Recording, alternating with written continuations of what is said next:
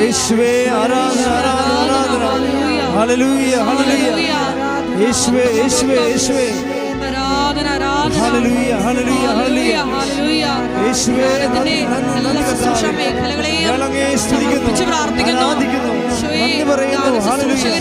Hallelujah hallelujah hallelujah. മഹത്വത്തിന്റെ രാജാവേ ഞങ്ങളെ ആരാധിക്കുന്നു. ഹല്ലേലൂയ.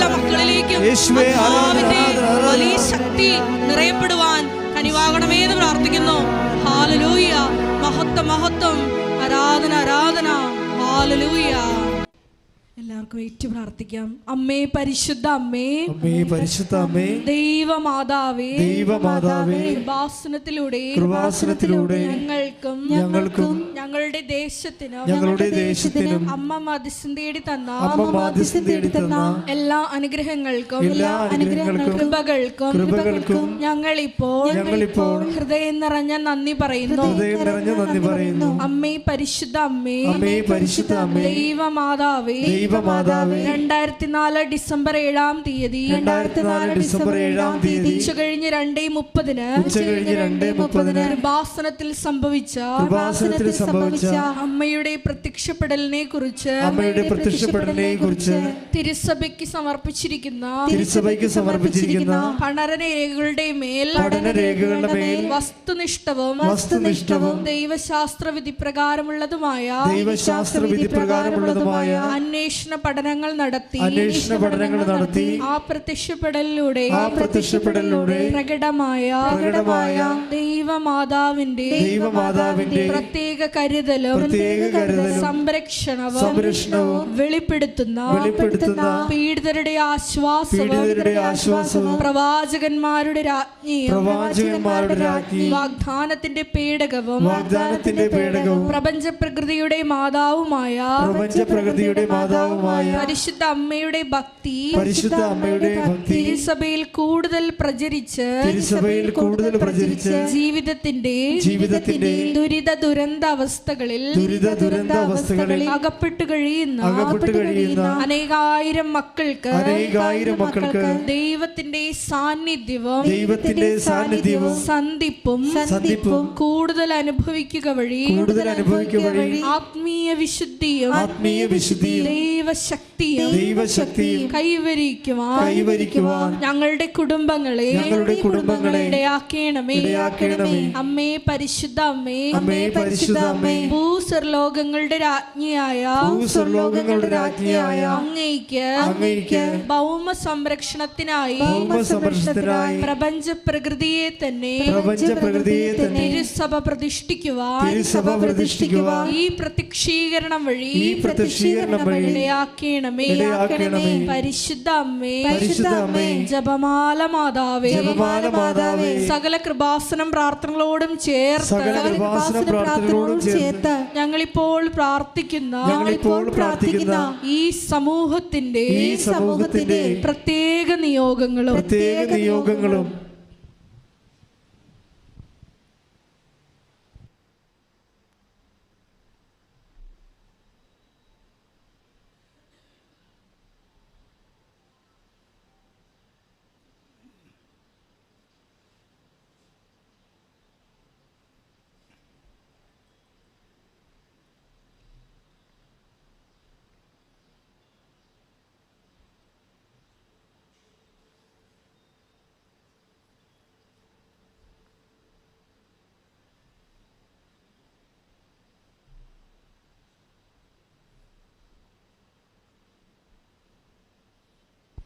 അമ്മയുടെ പ്രത്യക്ഷീകരണത്തിന്റെ ഈ അനുഗ്രഹവേളയിൽ ഞങ്ങൾക്ക് സാധിച്ചു തരുവാൻ കനിയണമേ. ആമേൻ. സ്തുതിച്ച് പ്രാർത്ഥിക്കാം. ഹല്ലേലൂയ യേശുവേ നന്ദി, യേശുവേ ആരാധന. ഹല്ലേലൂയ ആരാധന. പ്രത്യക്ഷീകരണത്തിന്റെ സാക്ഷിയായി ഞങ്ങളുടെ കുടുംബത്തെയും യേശുവേ സ്തുതി, യേശുവേ ആരാധന. Hallelujah hallelujah hallelujah. ആരാധൻ യേശുവരാ വണങ്ങുന്നു ഞാൻ പ്രിയനേ. തേജസ്സേഴും നിൻ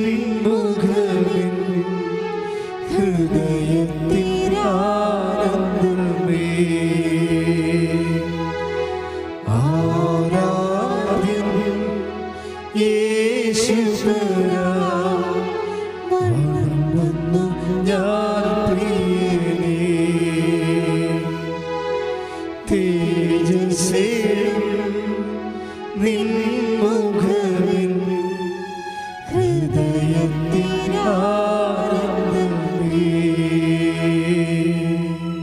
Praise the Lord. Praise the Lord.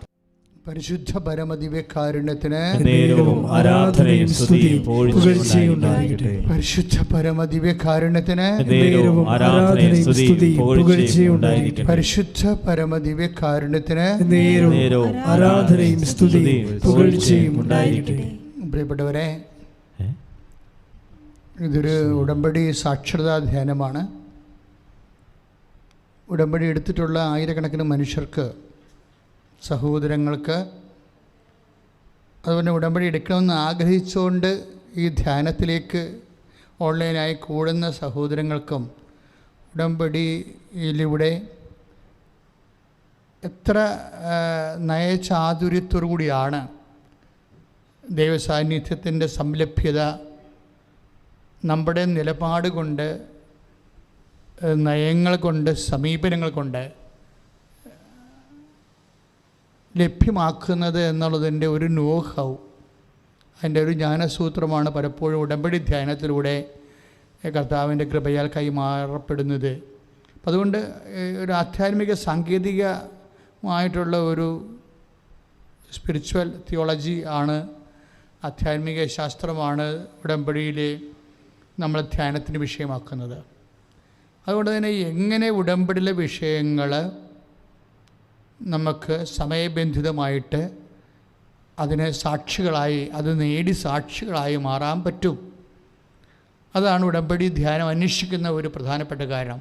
ഒന്ന് പ്രാർത്ഥിക്കുക. കർത്താവായ ദൈവമേ, ഈ ധ്യാനത്തില് ഞങ്ങൾ എപ്പോഴും കൂടിയാലും പങ്കെടുത്താലും ധ്യാനത്തിന്റെ അന്തർധാരകളെ അഭിഷേകമായി അറിയുവാനുള്ള കൃപയാൽ ഞങ്ങളെ നിറയ്ക്കണമേ. കൊളോസ്യ 2:2 ലേഖനമനുസരിച്ച് കർത്താവേ, ക്രിസ്തുവാകുന്ന രഹസ്യത്തിൽ ഞങ്ങൾക്ക് ലളിതമായി ആത്മാവേ പരിശുദ്ധാത്മാവേ ഞങ്ങൾക്ക് മനസ്സിലാക്കി തരണമേ. ഞങ്ങളെ ക്രിസ്തുവിലെ പ്രബുദ്ധരാക്കി മാറ്റണമേ. അപ്പോസ്തലന്മാരെ പോലെ ലഭ്യമായ കാലങ്ങളിലെ യേശുവിനെ ഏറ്റുപറയാനുള്ള പ്രത്യേക കൃപയാൽ ഞങ്ങളെ ശക്തീകരിക്കണമേ. സ്തുതിക്കട്ടെ.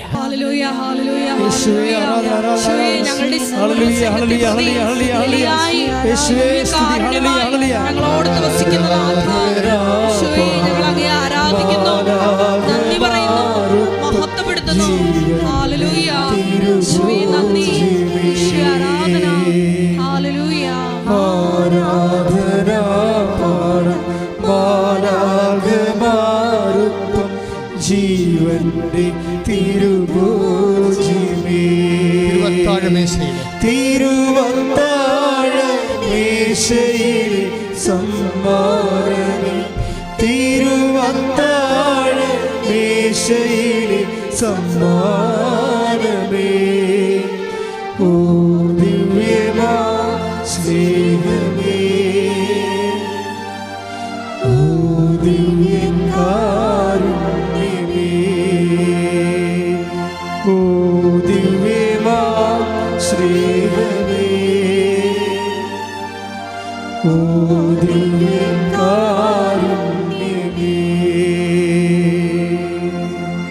പ്രിയമുള്ളവരെ, നമ്മൾ ഈ ധ്യാനത്തിലൂടെ അന്വേഷിക്കുന്നത് എങ്ങനെ വാഗ്ദാനം, ദൈവത്തിൻ്റെ വാഗ്ദാനം എങ്ങനെ പ്രാപിക്കാം, അഥവാ ദൈവവാഗ്ദാനം. നമുക്കറിയാമല്ലോ, അതായത് എന്തുകൊണ്ടാണ് വാഗ്ദാനത്തെക്കുറിച്ച് പറയുന്നത്? നമുക്കുള്ള എല്ലാ ദാനങ്ങളും, ഒരു മനുഷ്യൻ്റെ മെയിൻ്റെനൻസ്, ഭൗതികമായ അവൻ്റെ മെയിൻ്റെനൻസിന് ആവശ്യമായ എല്ലാ ദാനങ്ങളും സുവിശേഷം അതിനെ വാഗ്ദാനം എന്നാണ് പറയണത്. കാര്യം എന്താണ്? ദൈവത്തിൻ്റെ ദാനങ്ങൾ വാക്കിൻ്റെ ഉള്ളിലൂടെ നൽകുന്നതിനാണ് വാഗ്ദാനം എന്ന് പറയണത്. എല്ലാ വാക്കിൻ്റെ ഉള്ളിലും ദൈവത്തിൻ്റെ കറസ്പോണ്ടിങ് ആയിട്ടുള്ള ദാനങ്ങളുണ്ട്. ഉടമ്പടി എന്ന് പറയുന്നത് അതൊരു പദ്ധതിയാണ്, പ്രാർത്ഥനയാണ്, പക്ഷെ ഒരു പ്രാർത്ഥനാ പദ്ധതിയാണ്. പദ്ധതിയുടെ ഉദ്ദേശം എന്താണ്? ഈ വാക്കിലുള്ള ദാനങ്ങളെ, എല്ലാ കാര്യങ്ങൾക്കും വേണ്ടിയുള്ള ദാനങ്ങൾ വാക്കിലുണ്ട്.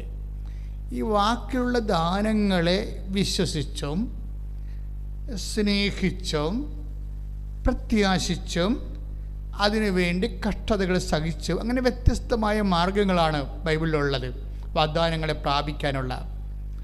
അപ്പോൾ ചെറുതും വലുതുമായ വാഗ്ദാനങ്ങളുണ്ട്. ചെറിയ വാഗ്ദാനങ്ങൾക്കൊക്കെ വിശ്വാസം മതിയാവും. വിശ്വാസം ഇപ്പം നമ്മൾ ഗലാത്യർ 4-ാം അധ്യായത്തിലെ 3-ാം അധ്യായം, ഗലാത്യ ലേഖനം 3-ാം അധ്യായം 22-ാമത്തെ തിരുവചനം, 22-ാമത്തെ തിരുവചനം അല്ലേ? എന്നാൽ യേശുക്രിസ്തുവിലുള്ള വിശ്വാസം വഴി വിശ്വാസികൾ വാഗ്ദാനം പ്രാപിക്കേണ്ടതിന് എല്ലാവരും പാപത്തിന് അധീനരാണെന്ന് വിശുദ്ധ ഗ്രന്ഥം പ്രഖ്യാപിക്കുന്നു. അതായത് യേശുക്രിസ്തുവിൻ്റെ കാര്യം, പാപമെന്ന് പറയുന്ന വിഷയത്തിൽ നിന്ന് മനുഷ്യനെ രക്ഷിക്കാൻ ഈശോയുടെ ഒരു നാമമേ നൽകപ്പെട്ടിട്ടുള്ളൂ. അതുകൊണ്ട് ദൈവം ഈ പാപം എന്ന് പറയുന്ന വിഷയം എല്ലാവരെയും ബാധിക്കുന്നതാണ്. അല്ലേ? മനുഷ്യത്വത്തിനെതിരായി ചെയ്യുന്നതെല്ലാം പാപമാണ്. സിമ്പിളായിട്ട് പറഞ്ഞാൽ, ഇപ്പോൾ ദൈവം മനുഷ്യനെ സൃഷ്ടിച്ചില്ലേ, അപ്പോൾ അവൻ്റെ ആ മനുഷ്യത്വം എന്തുകൊണ്ട് ദൈവം ഉദ്ദേശിക്കുന്ന കുറച്ച് കാര്യങ്ങളുണ്ട്. മൃഗങ്ങളിൽ നിന്ന് ഉദ്ദേശിക്കുന്നതല്ല മനുഷ്യരിൽ നിന്ന് ഉദ്ദേശിക്കുന്നത്. അപ്പം മനുഷ്യത്വത്തിനെതിരായി ചെയ്യുന്ന എല്ലാ വിഷയങ്ങളും പാപമാണ്. അപ്പോൾ ഈ മനുഷ്യത്വം എന്ന് പറയുമ്പോൾ അവൻ്റെ സാംസ്കാരിക വളർച്ചയ്ക്ക് അന്വേഷണീയമായി ഓരോരോ കാലങ്ങളിൽ മനുഷ്യത്വം വ്യത്യസ്തപ്പെട്ടിരിക്കും അല്ലേ? ഇക്കാലങ്ങളിലുള്ള മനുഷ്യത്വം എന്ന് പറയുന്നത് ശരിക്കും ഇത്രയും നാൾ മനുഷ്യരാശി ചരിത്രത്തിലൂടെ സഞ്ചരിച്ച് സാംസ്കാരികമായ ഒരു എന്താണ് റിഫൈനിങ്, നമ്മളെ ശുദ്ധീകരണം, സാംസ്കാരിക ശുദ്ധീകരണം നടന്നതിന് ശേഷം ഇക്കാലം കിട്ടുന്ന മനുഷ്യത്വമാണ്. അപ്പോൾ പണ്ട് പലതും ശരിയായിരുന്നത് എന്ന് ഇപ്പം ശരിയല്ല. പണ്ട് ശരിയായിരുന്നത് അത് ആ കാലങ്ങളിൽ അത് പ്രശ്നമല്ലായിരുന്നു. പക്ഷേ ഇപ്പം ശരിയല്ല. ഇപ്പോൾ ജെൻഡർ ഇക്വാലിറ്റി ഇപ്പം മനുഷ്യത്വത്തിൻ്റെ ഏറ്റവും വലിയ പരിഗണനാ വിഷയമാണ്. ജെൻഡർ ഈക്വാലിറ്റി എന്ന് വെച്ച് കഴിഞ്ഞാൽ പുരുഷനും സ്ത്രീക്കും തമ്മിലുള്ള തുല്യ അവകാശം. പണ്ട് 10,000 കൊല്ലം മുമ്പ് ഇതത്ര റെഫറൻസ് ഉള്ള പോയിൻ്റ് അല്ലായിരുന്നു. അപ്പോൾ പാപമെന്ന് പറയുന്നത് എന്താണ്? മനുഷ്യത്വത്തിനെതിരെ ഉണ്ടാകുന്ന കാര്യം. മനുഷ്യത്വത്തിൽ നിന്ന് ദൈവം പ്രതീക്ഷിക്കുന്നതിൽ നിന്ന് ഓരോരോ കാലങ്ങളിൽ റിഫൈൻ ചെയ്ത് വരുന്ന മനുഷ്യത്വങ്ങളിൽ നിന്ന് ദൈവം പ്രതീക്ഷിക്കുന്നത്, അതിനെ വ്യത്യസ്തമായ ദൈവിക ലക്ഷ്യങ്ങളെ അട്ടിമറിക്കുമ്പോഴാണ് ഒരു മിസ്സിങ് ദ മാർക്ക് വരണത്. ഇത് ഈ ഒരു സാഹചര്യത്തിനെ മനുഷ്യന് ഇങ്ങനെ മനുഷ്യത്വത്തിന് വിരുദ്ധമായി ചെയ്യാൻ സാധ്യതയുള്ള വിഷയങ്ങളിലേക്ക് മനുഷ്യൻ ചാഞ്ഞു നിൽക്കുമ്പോൾ സംഭവിച്ചു പോകുന്ന ഇന്നബിലിറ്റീസ്, അതിൻ്റെ ഒരു കുറവുകൾ, ഇത് പരിഹരിക്കാൻ നിയമ സംവിധാനങ്ങൾക്ക് ഒരു പരിധിവരെ പറ്റത്തുള്ളൂ അല്ലേ? അതിന് നമുക്ക് ജുഡീഷ്യറി ഉണ്ട്, അതുപോലെ തന്നെ എക്സിക്യൂട്ടീവ് പോലീസ് സംവിധാനങ്ങളുണ്ട്, അതുപോലെ തന്നെ ലെജിസ്ലേറ്ററുണ്ട്. ഇതൊക്കെ ഉണ്ട് എല്ലാം ഉണ്ടെങ്കിലും നമുക്കറിയാം ആ വിധി ശരിയായില്ല എന്നെന്തുകൊണ്ടാണ് ചെറിയ പറഞ്ഞത്? ആ വിധി ശരിയായില്ല എന്ന് പറഞ്ഞാൽ എന്തുകൊണ്ടാണ്? അതിനകത്ത് എന്തോ ഒരു നീതിയുടെ ഒരു കുറവുണ്ടെന്ന് പൊതുജനങ്ങൾക്ക് തോന്നുമ്പോഴാണ്. അപ്പോൾ ഒരിക്കലും ഈ മനുഷ്യരാശിയെ സംതൃപ്തിപ്പെടുത്തിക്കൊണ്ട് എല്ലാ കോടതികൾക്കും എല്ലാ കാലത്തും വിധി പ്രഖ്യാപിക്കാൻ പറ്റുന്നില്ല. അതിനുള്ള പരാധീനതയും പരിമിതികളും അവിടെയും ഒരു മനുഷ്യനാണ് പ്രവർത്തിക്കുന്നത്, അതുണ്ടാവും. അപ്പം അതുകൊണ്ട് ഇതൊക്കെ പരിഹരിക്കാൻ പറ്റുന്ന എവിടെയാണ്? ഈശോ പറഞ്ഞത് എന്താണ്? വിധിയെല്ലാം മനുഷ്യപുത്രന് വിട്ടേക്കാൻ പറയും. കാരണം ലോകത്തിലെ കോടതിയിലുണ്ടെങ്കിലും ശരി, അത് ചിലപ്പോൾ പാളിപ്പോകാനൊക്കെ സാധ്യതയുണ്ട്. കാര്യങ്ങൾ മനസ്സിലാക്കാൻ വേണ്ടിയുള്ള എല്ലാ ഫാക്ട്സുകൾ കിട്ടാനുള്ള ഫാക്ട്സുകൾ ചിലപ്പോൾ ഒളിക്കപ്പെടും, ചിലപ്പോൾ കൊടുക്കാൻ പറ്റാതെ വരും. അങ്ങനെ പല പ്രശ്നങ്ങളും ഉണ്ടാകുന്നുണ്ട്. ഈ വിധികൾക്കെല്ലാം ചില സമയത്ത് ഒരു മുടന്തനൊക്കെ കാണാം. ചില പെർഫെക്റ്റ് വിദ്യകളായിരിക്കും. പക്ഷെ എന്തായാലും ശരി, ഒരു പക്ക ആൻസർ അല്ല ഇതൊന്നും. അപ്പം അതുകൊണ്ട് പാപവും മനുഷ്യന് സമ്പൂർണ്ണമായ പരിഹാരം അറിയാൻ കഴിയണത് ദൈവത്തിന് മാത്രമാണ്. അതുകൊണ്ടാണ് ഈശോ പറഞ്ഞത് വിധിയെല്ലാം മനുഷ്യപുത്രനെ വിട്ടേക്കാൻ പറയും. കാര്യം എന്താണ്? വിധിയാളനായി വരണത് മനുഷ്യപുത്രൻ. അക്കാലങ്ങളിലാണ് കള ഏതാണ് വിള ഏതാണെന്നൊക്കെ പറയണത്. കള ഏതാണ് വിള ഏതാണെന്നൊക്കെ പറയണത്. അപ്പോൾ ഇതുകൊണ്ട് ഇങ്ങനെ ഒരു വിഷയമുള്ളതുകൊണ്ട് ക്രിസ്തുവിനെ മസ്റ്റ് ആക്കുന്നത് എന്താണ്? പാപമാണ്, പാപ സാഹചര്യങ്ങളാണ്. അഥവാ ക്രിസ്തുവിനെ മനുഷ്യത്വത്തിൻ്റെ ഒരു ഭാഗമായി മാറാനും ഒരു ഫ്രെയിം ഓഫ് റെഫറൻസ് നമുക്ക് ക്രിസ്തു, അതാണ് ഇന്ന് വരെ ഈശോ ചോദിച്ചൊരു ചോദ്യമുണ്ട്. അതായത് നിങ്ങൾ ആർക്ക് എന്നിൽ പാപം ആരോപിക്കാൻ കഴിയും? അത് എക്കാലത്തോടുമുള്ള ഒരു വെല്ലുവിളിയാണ്. കാര്യം അത്രയും തീർപ്പോടുകൂടി പറയാൻ ലോകത്തിലുള്ള ഒരു മതസ്ഥാപകനെയും പറ്റത്തില്ല. കാര്യം ഈ മനുഷ്യന്മാരെ സൃഷ്ടിക്കപ്പെടുന്ന ആധ്യാത്മിക ബിംബങ്ങൾക്ക് പലപ്പോഴും അക്കാലങ്ങളിലുണ്ടാകുന്ന പ്രിമിറ്റീവായിട്ടുള്ള മനുഷ്യത്വമാണ് പലപ്പോഴും പ്രകടിപ്പിക്കാൻ പറ്റുന്നത്. അതുകൊണ്ട് തന്നെ കാലം സഞ്ചരിച്ച് കഴിയുമ്പോൾ അങ്ങനെയുള്ള മൂല്യങ്ങൾ അവർ മുന്നോട്ട് വെച്ച മൂല്യങ്ങൾ ചിലപ്പോൾ കാലഹരണപ്പെട്ടു പോകും. ക്രിസ്തു അപ്പോഴും കാലഹരണപ്പെട്ടു പോകാതെ ഇരിക്കാൻ കാരണം അതാണ് ക്രിസ്തു എന്നും നിലനിൽക്കുമെന്നല്ലേ പറയുന്നത്. യേശുവേ സ്തോത്രം. Hallelujah hallelujah hallelujah hallelujah. യേശുവേ സ്തുതി. Hallelujah hallelujah hallelujah hallelujah hallelujah hallelujah hallelujah hallelujah. ആരാധന ആരാധന യേശുവേ ആരാധന ആരാധന ആരാധന യേശുവേ ആരാധന. പരിശുദ്ധ പരമദിവ്യകാരുണ്യത്തിന് എന്നേരവും ആരാധനയും സ്തുതിയും പുകഴ്ചയും ഉണ്ടായിരിക്കട്ടെ. യോഹന്നാന്റെ സുവിശേഷം 12:34. അപ്പോൾ ജനക്കൂട്ടം ഏറ്റുപറഞ്ഞ് അപ്പോൾ ജനക്കൂട്ടം അവനോട് ചോദിച്ചു ക്രിസ്തു എന്നേക്കും നിലനിൽക്കുന്നു എന്നാണല്ലോ നിയമത്തിൽ ഞങ്ങൾ കേട്ടിട്ടുള്ളത്. ദൈവവചനത്തിൻ്റെ ഒരു നിലപാട് ക്രിസ്തു എന്ന് പറയുന്ന ആ അഭിഷേക ദൈവിക യാഥാർത്ഥ്യം, ദൈവസ്വത്വം കാലത്തിൻ്റെ ഒപ്പം ഇങ്ങനെ നിലനിൽക്കും. അപ്പോൾ ക്രിസ്തുവിലാണ് എല്ലാം സംസ്കരിക്കപ്പെടുന്നത്, വിശുദ്ധീകരിക്കപ്പെടുന്നത്. അച്ഛൻ പറഞ്ഞു വരുന്ന കാര്യം, നമ്മളുടെ ഇന്നത്തെ പ്രധാനപ്പെട്ട ഒരു ധ്യാന വിഷയം ക്രിസ്തുവാണ്. കാര്യം എന്താണ്? ഉടമ്പടിയുടെ ലക്ഷ്യം, പരമമായ ലക്ഷ്യം എന്താണ്? ക്രിസ്തു രൂപപ്പെടുത്തി വരിക എന്നുള്ള, ക്രിസ്തു രൂപപ്പെട്ടു വരാൻ. സ്തുതിക്കട്ടെ സ്തുതിക്കട്ടെ. Hallelujah hallelujah hallelujah hallelujah. യേശുവേ സ്തുതി. ഹല്ലേലൂയ ആരാധന. യേശുവേ ഞങ്ങളെ വിശുദ്ധിക്കുന്ന എല്ലാ ശക്തികളും ഞങ്ങൾ ഉറക്കെ പ്രഖ്യാപിക്കുന്നു. ഹല്ലേലൂയ ആരാധന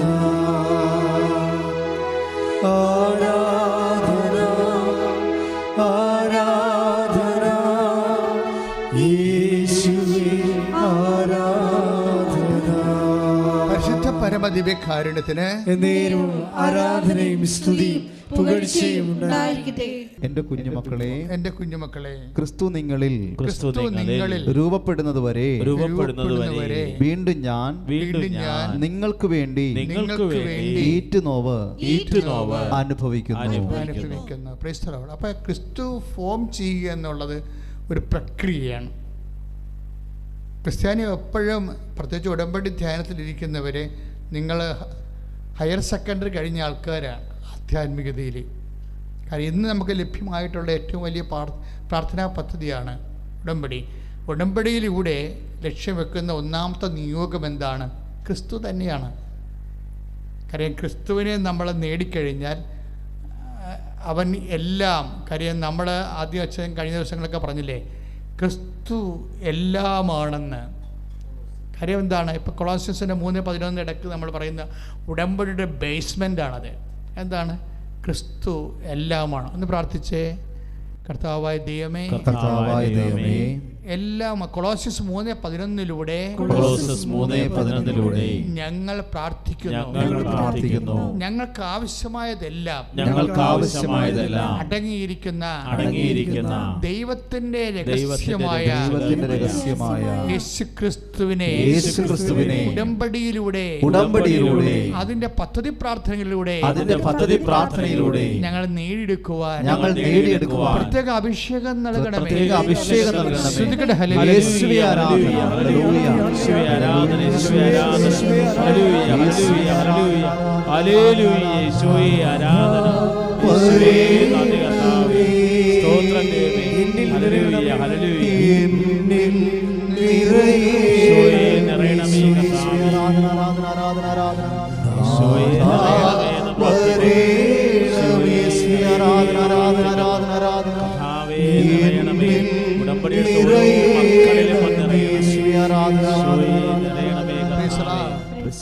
ഇപ്പൊ നമ്മൾ ഉടമ്പടിയിൽ ഒത്തിരിയേറെ വിഷയം വെച്ചിട്ടുണ്ടല്ലേ.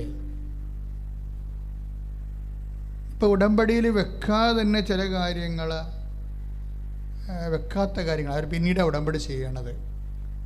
ഇപ്പം കഴിഞ്ഞ ദിവസങ്ങളിൽ ഒരു സഹോദരി ഇവിടെ വന്നായിരുന്നു. എനിക്ക് ആ സാക്ഷ്യം ഭയങ്കരമായിട്ട് ഇഷ്ടപ്പെട്ടായിരുന്നു.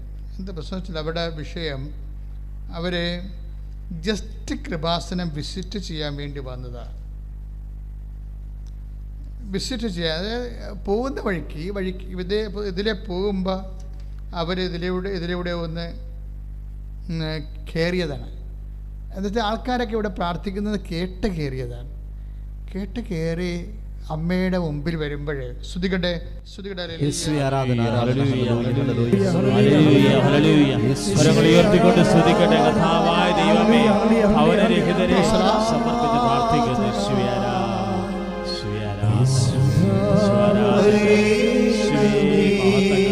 പരമദിവ്യകാരുണ്യത്തിന്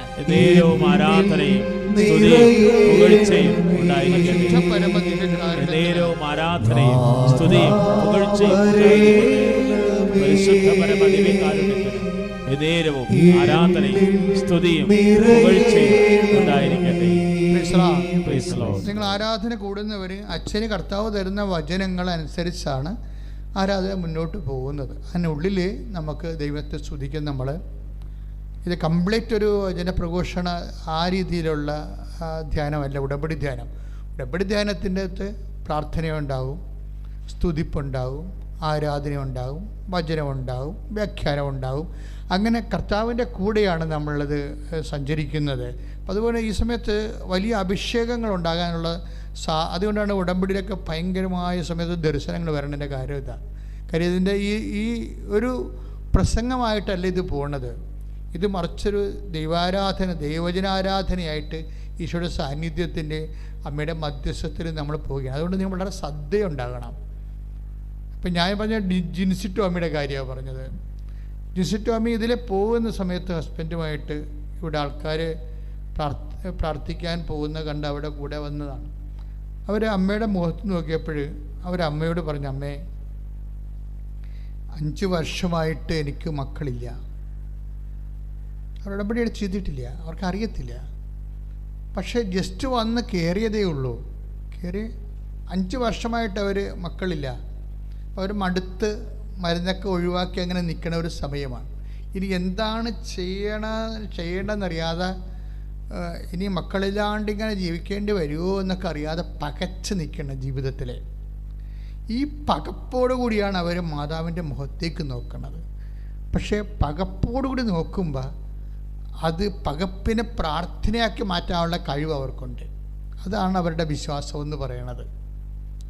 പകപ്പുണ്ട്, ജീവിതത്തിൽ ഇങ്ങനെ പകച്ചു നിൽക്കുന്ന ആളാണ്. ചില ആൾക്കാർ കടത്തിന് മുമ്പിൽ പകച്ചു നിൽക്കും, ചിലർ രോഗത്തിൻ്റെ മുമ്പിൽ പകച്ചു നിൽക്കും, ചിലർ ഉറ്റവരുടെ മരണത്തിന് പെട്ടെന്നുണ്ടാകുന്ന ആകസ്മിക വിയോഗത്തിൽ പകച്ചു നിൽക്കും. അപ്പം ജീവിതത്തിൽ നമുക്ക് പകച്ചു നിൽക്കും. നമ്മൾ പലപ്പോഴും, ഞാനും പല സമയത്ത് പകച്ചു നിന്നിട്ടുണ്ട്. അക്കാലങ്ങളിലെല്ലാം രാത്രികളിലെപ്പോലും ഞാൻ പ്രാർത്ഥനയാക്കി മാറ്റും. കാര്യം നമ്മളെ സംബന്ധിച്ചിടത്തോളം എങ്ങനെ ക്ലിയർ ചെയ്ത് നമ്മൾ ജീവിച്ചാലും, ഞാൻ ജീവിതത്തിൽ നിന്ന് പഠിച്ചതാണ് നമുക്ക് പണി കിട്ടുമെന്നാണ്. അതായത് എങ്ങനെ, ഞാൻ കുറേ ശ്രദ്ധിച്ചിട്ടുണ്ട് ഈ വിഷയത്തിൽ. എങ്ങനെ നമ്മൾ തട്ടലും മുട്ടലും ഇല്ലാതെയൊക്കെ പോകണമെന്ന് വിചാരിച്ചാലും തമ്പുരാൻ നമുക്കൊരു പണി തരും. അത് ദൈവത്തിൻ്റെതായിട്ട് തരുന്ന, അതായത് ദൈവത്തിൻ്റെ കാര്യം. ബുദ്ധിമോശം എന്ന് പറഞ്ഞാൽ അങ്ങനെ ബുദ്ധിമോശം വളരെ ചിന്തിച്ചും ആലോചിച്ചും അതിൻ്റെ റിസൾട്ടൊക്കെ നോക്കിയും അതിൻ്റെ പ്രോയും കോന്ത്രായും അതിൻ്റെ സൈഡ് എഫക്ട്സും പാർശ്വഫലങ്ങളൊക്കെ ഞാൻ ഹരിച്ചും കുണിച്ചുമൊക്കെയാണ് ഓരോ കാര്യങ്ങൾ പതുക്കെ ചെയ്യണത്. അങ്ങനെ ചെയ്താലും പണി കിട്ടും ചില സമയത്ത്. ആ പണി കിട്ടുമ്പോൾ നമ്മൾ ഓർക്കേണ്ട ഇതാണ്, ഇത് ദൈവത്തിൻ്റെ തിരുസന്നിധിയിലേക്ക് വരാൻ വേണ്ടിയുള്ള ഓരോ വിളിയാണ്. ദൈവവിളി പലതരത്തിലുണ്ട്. ദൈവം ഇങ്ങനെ ഓട്ടോറിക്ഷ മൈക്കും കെട്ടി എല്ലാവരെയും ഒന്നും വിളിക്കത്തില്ല, ആരെയും വിളിക്കത്തില്ല. ദൈവം എങ്ങനെ വിളിക്കണത്? തൻ്റെ അടുത്തേക്ക് വരാൻ വേണ്ടിയുള്ള സാഹചര്യങ്ങൾ ക്രമീകരിക്കും. ചില പൊട്ടന്മാർ വരത്തില്ല, ചിലർ വരും, ചിലർ വന്നാൽ പോകത്തില്ല. ഇങ്ങനെയൊക്കെയാണ് ദൈവത്തിൻ്റെ ദിവസത്തിന് ആൾക്കാർ വ്യാപരിക്കണത്. ചിലർ എന്തെല്ലാം പ്രശ്നമുണ്ടെങ്കിലും വരത്തില്ല, വരാൻ തോന്നത്തില്ല. കാര്യം അവർക്ക് അങ്ങനെ ഒരു പ്രത്യാശയില്ല, അങ്ങനെ ഒരു വിശ്വാസമില്ല. ഇപ്പം ജെൻസി ടോമിയുടെ വിഷയം എന്താണ്? അവളുടെ വന്ന് മാതാവിൻ്റെ മുഖത്ത് നോക്കിയാൽ മാതാവിനോട് പറഞ്ഞ, അമ്മേ 5 കൊല്ലമായിട്ട് എനിക്ക് മക്കളില്ല, ഇനിയിപ്പോൾ എന്താ ചെയ്യേണ്ടതെന്ന് എനിക്കൊരു ഐഡിയയും ഇല്ല, അമ്മ എനിക്ക് കുഞ്ഞിനെ തരണം. That's okay. അവൾ ഉടമ്പ എടുത്തിട്ടില്ല, അമ്മയുടെ മുഖത്തേക്ക് അതേ പറഞ്ഞുള്ളൂ. പക്ഷേ വിത്തിൻ അടുത്ത പീരീഡ്സ് കഴിയുമ്പോൾ അവൾ പ്രഗ്നൻ്റ് ആവും. അത് ലൈറ്റ്നിങ് ആയിട്ടാണ്. ദൈവത്തിൻ്റെ അനുഗ്രഹങ്ങൾ ചില സമയത്ത് നമുക്ക് ഞെട്ടിപ്പോവും. ഈ മിന്നൽ വരണ പോലെ അനുഗ്രഹങ്ങൾ വരും, അറിയത്തില്ല. അപ്പോൾ അത് മനസ്സിലായി കഴിഞ്ഞപ്പോൾ അവൾ അടുത്ത കുഞ്ഞിൻ്റെ കാര്യം വന്നപ്പോൾ അവൾ ഉടമ്പടി ചെയ്തു. അടുത്ത ആ ഒരു കുഞ്ഞിനെ പ്രസവിച്ച്, അമ്മ കൊടുത്ത കുഞ്ഞിനെ പ്രസവിച്ച് കഴിഞ്ഞിട്ട് അവൾ വീണ്ടും അപ്പോൾ പിന്നെ ഉടമ്പടി ചെയ്ത് വെച്ചും. കാര്യം ആദ്യം കിട്ടിയ കുഞ്ഞിനെ പെൺകുഞ്ഞായിരുന്നു. അപ്പോൾ അവൾക്കൊരു ആൺകുഞ്ഞിനെ വേണം. അതുകൊണ്ട് തിരിച്ചു വന്നിട്ട് അവൾ ഉടമ്പടി ചെയ്യും, ഡിസിറ്റോമിറ്റ്. അങ്ങനെ ശരിയാണ്. അപ്പോൾ ഉടമ്പടി ചെയ്തിട്ട് അവൾ ആദ്യം എഴുതും, എനിക്ക് ആൺകുഞ്ഞിനെ വേണമെന്ന് എഴുതും. അതാണ് എൻ്റെ രീതികൾ പോണ രീതി നോക്കണം. അപ്പോൾ അവൾക്ക് ആദ്യം ഉണ്ടായിരുന്ന ഫെയ്ത്തിനേക്കാളും കുറച്ചുകൂടി ഫെയ്ത്തും വിശ്വാസവും പ്രത്യാശയും ജെൻസിയിൽ വളർന്ന്. എന്താണ്? ഞാൻ വെറുതെ ചോദിച്ചപ്പോൾ അമ്മ എനിക്ക് കുഞ്ഞിനെ തന്നു. അപ്പം ഞാനീ എന്താ ചെയ്യണത്? ഇനി ഞാൻ അമ്മയോട് ഞാൻ ആൺകുഞ്ഞിനെ തന്നെ പെർട്ടിക്കുലറായിട്ട് ചോദിക്കുമോ? അതിന് ഇനി ഞാൻ പ്രസവിച്ച് കഴിയുമ്പോൾ പെൺകുഞ്ഞായി പോവുമോ ആൺകുഞ്ഞായി പോവുമോ അതിനെക്കുറിച്ച് ബോധമില്ല. കാര്യം ഇക്കാലങ്ങളിൽ എല്ലാവർക്കും പണ്ടത്തെ കാലമല്ലേ, ഞാൻ നേരത്തെ പറഞ്ഞ പോലെ ജെൻഡർ ഇക്വാലിറ്റിയുടെ കാലമായത് കാരണം എല്ലാം ദൈവദാനമാണെന്ന് മനസ്സിലാക്കും. പണ്ട് പെൺകൊച്ചുങ്ങളാണെന്ന് വെച്ചാൽ ദൈവദാനമാണെന്ന് മനസ്സിലാകത്തില്ല. ഇന്ന് മനസ്സിലാക്കി. ഇതാണ് ഞാൻ മനുഷ്യത്വം വളരണം എന്ന് പറഞ്ഞതിൻ്റെ കാര്യം. ഇതാണ് മനുഷ്യത്വം കാലത്തിനൊപ്പം വളരുന്നു. എങ്കിലും ഒരു പെൺകുഞ്ഞുള്ള വീട്ടിലൊരു ആൺകുഞ്ഞുണ്ടാകണത് ഒരു ബാലൻസ് കീപ്പിംഗ് ആണ്. എല്ലാ കാര്യങ്ങൾക്കും ഒരു ബാലൻസ് കീപ്പിംഗാണ്. അപ്പോൾ അവളത് ചോദിച്ചു, എനിക്കൊരു മകനെ വേണം. അപ്പോൾ അമ്മ ഉടമ്പടി എടുത്തു കഴിഞ്ഞപ്പോൾ ഉടമ്പടിയുടേതായിട്ട് അമ്മ കൊടുത്തിരിക്കുന്നത് ആൺമകനെ തന്നെയാണ് കൊടുത്തിരിക്കുന്നത്. 2 കുഞ്ഞുങ്ങളെയും കിട്ടിക്കഴിഞ്ഞാൽ അവൾ രണ്ടാമത് സാക്ഷ്യം പറയാൻ വേണ്ടി വരണത്. ദാറ്റ് മീൻസ് ഉടമ്പടിയുടെ ഒരു റേഞ്ച് ഇതാ. അപ്പം ഞങ്ങളിപ്പോൾ ഇങ്ങനെ ഇത് വിശദീകരിച്ച് എല്ലാ ദിവസവും തന്നെ 10ഉം 15ഉം ഒക്കെ സാക്ഷ്യങ്ങൾ വരും. അതിൽ ഒത്തിരി സാക്ഷ്യങ്ങൾ നമുക്കിതുപോലെ വ്യാഖ്യാനിക്കാൻ പറ്റുന്ന സാക്ഷ്യങ്ങളായിരിക്കും. വ്യാഖ്യാനിക്കാൻ പറ്റണമെന്ന് പറഞ്ഞാൽ എന്താ ഉദ്ദേശിക്കുന്നത്? നമ്മൾ ആദ്യം പറഞ്ഞ വചനമാണ്. അതായത് ഗലാത്യർ 3:22 ഒന്നിന് വായിച്ചോളൂ. എന്നാൽ യേശുക്രിസ്തുവിലുള്ള വിശ്വാസം വഴി വിശ്വാസികൾ വാഗ്ദാനം പ്രാപിക്കേണ്ടതിന് എല്ലാവരും പാപത്തിന് അധീനരാണെന്ന് വിശുദ്ധ ഗ്രന്ഥം പ്രഖ്യാപിച്ചു. അപ്പൊ ഇതിൻ്റെ വരുന്നൊരു വിഷയം വാഗ്ദാനം പ്രാപിക്കണത്. അവിടെ എന്താ എഴുതിയിരിക്കുന്നത്? കൊളോസ്യസിൻ്റെ ഗലാത്യൻ്റെ 3:22 വിശ്വാസം വഴിയാണ് വാഗ്ദാനം പ്രാപിക്കുന്നത്. അപ്പോൾ ഇവിടെ എന്താ ജെൻസി ചെയ്തതെന്ന് വെച്ച് കഴിഞ്ഞാൽ, ജെൻസിയുടെ കേസ് ഹിസ്റ്ററി ഞാൻ നിങ്ങളോട് പറയുകയാണ്. ഈ നമ്മൾ ആദ്യം കണ്ടില്ലേ കൊളോസ്യൻസിൻ്റെ 3:11 എന്താ പറഞ്ഞത്? യേശു ക്രിസ്തു എല്ലാമാണെന്ന് പറഞ്ഞു. അപ്പോൾ ഈ കുട്ടി ഇവക്കില്ല, കിട്ടാത്ത കുട്ടി എവിടെ ഉണ്ട്? യേശുക്രിസ്തുവിൻ്റെ ദാനത്തിലുണ്ട്. കർത്താവിൻ്റെ നമ്മൾക്ക് നമ്മളെപ്പോഴും പറയും, എനിക്ക് കർത്താവ്, ഞാൻ പ്രാർത്ഥിച്ചു എനിക്ക് കുഞ്ഞിനെ തന്നു, ഞാൻ പ്രാർത്ഥിച്ചു എനിക്ക് ജോലി കിട്ടി, ഞാൻ പ്രാർത്ഥിച്ചു എൻ്റെ ക്ഷീണം മാറി എന്നല്ല നിങ്ങൾ പറയേണ്ടത്. നിങ്ങളെന്താ പറയേണ്ടത്? ഞാൻ പ്രാർത്ഥിച്ചു എനിക്ക് ക്രിസ്തുവിനെ കിട്ടിയെന്നാണ്. ക്രിസ്തുവിനെ എന്തിൻ്റെ രീതിയിൽ? ചിലപ്പോൾ ജോലിയുടെ രീതിയിൽ കിട്ടും, ചിലപ്പോൾ കുഞ്ഞുങ്ങളുടെ രീതിയിൽ കിട്ടും, ചിലപ്പോൾ സൗഖ്യത്തിൻ്റെ രീതി കിട്ടും. പക്ഷേ എന്താ കാര്യം? ക്രിസ്തു എല്ലാമാണ്, എല്ലാവരിലുമാണ്. ക്രിസ്തു എല്ലാമാണെന്ന് പറഞ്ഞിട്ടില്ലേ? അതിൽ ഒരു മനുഷ്യൻ്റെ എല്ലാ ആവശ്യങ്ങളുമുണ്ട്, എല്ലാ ആവശ്യങ്ങളും. ക്രിസ്തുവിൻ്റെ വേറൊരു പേരെന്താണ്? ദൈവരാജ്യം. ക്രിസ്തുവിൻ്റെ മനസ്സ്, ക്രിസ്തുവിൻ്റെ വചനങ്ങൾ ആരതുപോലെ നിറവേറ്റിയാൽ അവൻ ദൈവരാജ്യത്തിലാവും. ഈ ഉടമ്പടിയുടെ ഒരു ഗുണമെന്ന് പറയണത്, ഇതിനേക്കാളും നല്ലൊരു പ്രാർത്ഥന ഇനി ദൈവത്തിനെ വെളിപ്പെടുത്താൻ പറ്റുമെന്നറിയത്തില്ല. ഞാൻ ദൈവത്തിൻ്റെ അനന്തമായ കഴിവിനെ പരിമിതപ്പെടുത്തി പറയുകയല്ല. കാര്യം ഇതിൻ്റെ സാരസംഗ്രഹം എന്ന് പറയണത്, ഇപ്പോൾ ഉദാഹരണം, ഇപ്പോൾ ഈശോ എന്താ പറഞ്ഞിരിക്കുന്നത്? നിങ്ങൾ ആദ്യം ദൈവരാജ്യത്തെയും എന്ന് പറഞ്ഞേ, നിങ്ങൾ ആദ്യം അവിടുത്തെ രാജ്യവും അവിടുത്തെ നീതിയും അന്വേഷിക്കുക. അതോടൊപ്പം മറ്റുള്ളവയെല്ലാം നിങ്ങൾക്ക് ലഭിക്കും. അതെന്താ? അത് ആദ്യം, അതായത് ഇപ്പോൾ നമ്മുടെ മത്തായി ശ്ലീഹയുടെ സുവിശേഷം ഉടമ്പടിയുടെ ഒരു ഭയങ്കര ആക്സസ് വേർഡാണത്. അക്ഷമായിട്ടുള്ളൊരു വചനമാണ്. എന്ന് വെച്ച് കഴിഞ്ഞാൽ നിങ്ങൾ ഇപ്പോൾ 6:33, 32 പ്രധാനപ്പെട്ട വചനങ്ങളാണ് ഇതിൻ്റെ. അതായത് ആദ്യം മനുഷ്യൻ ക്രിസ്തുവിന് റെഫറൻസ് കൊടുക്കണം. എന്താണ്? ദൈവരാജ്യത്തിന്. ആദ്യം നിങ്ങൾ ദൈവരാജ്യം എന്ന് പറയുന്നത് എന്താണ്? ദൈവത്തിൻ്റെ മനസ്സ്, ദൈവത്തിൻ്റെ ഇഷ്ടം. ഇപ്പം നമ്മുടെ ഇഷ്ടം നമ്മൾ കൺവേ ചെയ്യേണ്ടത് എങ്ങനെയാണ്? നമ്മുടെ വാക്കിലൂടെയാണ്, അല്ലേ? ഇപ്പം ചിലർ പറഞ്ഞു മനസ്സമ്മതത്തിന് ഒക്കെ വരുമ്പോൾ, ഇപ്പോൾ ചില കാര്യങ്ങൾ ചോദിക്കുമ്പോൾ പെൺകുട്ടികൾ പണ്ടത്തെ കാലത്താണെങ്കിൽ, ഇപ്പോഴത്തെ കാലത്തെ രീതിയല്ല ഞാൻ പറഞ്ഞത്, ഒരു 10-20 കൊല്ലം മുമ്പാണെങ്കിൽ ഈ ചെക്കൻ കാണുക പെണ്ണ് കാണുക പോകുന്ന ചടങ്ങില്ലേ, അപ്പോഴൊക്കെ ഉണ്ടാകുന്ന സമയത്ത് ചെറുക്കനെ ഇഷ്ടപ്പെട്ടാ ഇല്ലേ എന്ന് ചോദിക്കുമ്പോൾ ചിലപ്പോൾ മിണ്ടത്തില്ല പെൺകുട്ടികൾ. എന്താ മിണ്ടാത്തതിൻ്റെ കാര്യം? അപ്പോൾ അവർ മുതിർന്ന കാർന്നവന്മാരെന്താ ചോദിക്കുന്നത്? നീ വാ തുറന്ന് സംസാരിക്കുക, നിന്റെ മനസ്സിലിരിപ്പ് എന്താണെന്ന് അറിയാൻ പറ്റുമല്ലോ, അതാ നിനക്ക് വേറെ വല്ലവരും ഉണ്ടോ എന്നൊക്കെ ചോദിക്കത്തില്ലേ? ഇതെന്താ വെച്ച് കഴിഞ്ഞാൽ ഇവർ സംസാരിക്കാത്ത കൊണ്ടാണ്. മനസ്സിലിരിപ്പ് അറിയണത് എങ്ങനെയാണ്? സംസാരത്തിലൂടെയാണ്. അപ്പം ദൈവത്തിൻ്റെ മനസ്സിലിരിപ്പെന്ന് പറയുന്നത് എന്താണ്? ക്രിസ്തുവാണ്. ദൈവത്തിൻ്റെ മനസ്സിലിരിപ്പ് നമ്മളറിയണത് എങ്ങനെയാണ്? ദൈവത്തിൻ്റെ സംസാരത്തിലൂടെയാണ്. ദൈവത്തിൻ്റെ സംസാരം നമുക്ക് എവിടെ നിന്ന് കിട്ടും? കർത്താവിൻ്റെ വചനത്തിൽ നിന്നാണ്.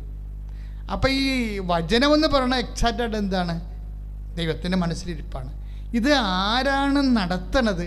അയാൾ ദൈവരാജ്യത്തിലാവും, എന്ന് വെച്ചാൽ ക്രിസ്തുവിലാകും.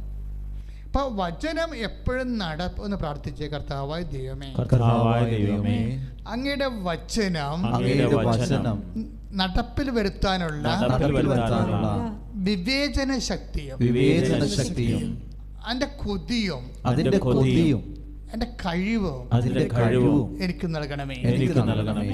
അതിനാൽ അതുവഴി ഞാൻ ഈശോയെ അനുഭവിക്കാൻ ഇടയാക്കണമേ. ശ്രദ്ധിക്കട്ടെ. കരങ്ങൾ ഉയർത്തിക്കൊണ്ട് ശ്രദ്ധിക്കട്ടെ. ആരാധന. കർത്താവേ, ഞങ്ങളങ്ങേ സ്തുതിച്ച് പ്രാർത്ഥിക്കുന്ന കർത്താവേ, കർത്താവെ അങ്ങേ അറിയാൻ, അങ്ങയുടെ വഴികൾ അറിയാൻ കർത്താവേ, ഉടമ്പടിയിലൂടെ കർത്താവേ അവിടുത്തെ സാന്നിധ്യം ഞങ്ങൾ കൂടുതൽ ജീവിതത്തിൽ അനുഭവമാക്കാൻ കൃപ ചൊരിയണമേ. യേശുവേ ആരാധന.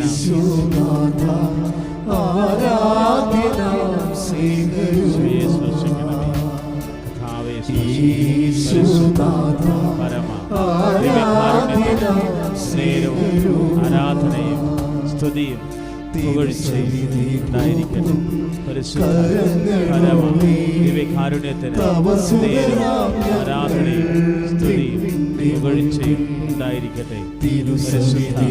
പരമ ദിവ്യകാരുണ്യത്തിന്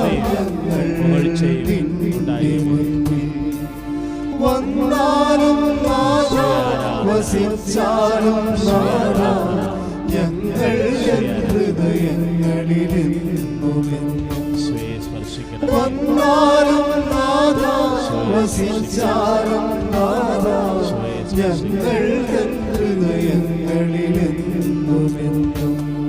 പരിശുദ്ധ പരമ ദിവ്യകാരുണ്യത്തിന് പരിശുദ്ധ പരമ ദിവ്യകാരുണ്യത്തിന് അച്ഛനിലൂടെ എൻ്റെ സഹോദരൻ കേട്ടുകൊണ്ടിരിക്കുന്നത് എന്താണ്? നമുക്ക് വിവാഹം ഒത്തുവന്നു, അതുപോലെ തന്നെ ഓരോ കുഞ്ഞുങ്ങളെ ലഭിച്ചു, ജോലി ലഭിച്ചു, ഉടമ്പടിയിലൂടെ ലഭിക്കുന്ന ഓരോ വിഷയങ്ങൾ. പക്ഷേ നിനക്ക് കുറച്ചുകൂടി സാക്ഷരതയുള്ള വിശ്വാസിയാണെങ്കിൽ നീ അത് തിരിച്ചറിയണം. എന്താ തിരിച്ചറിയേണ്ടത്?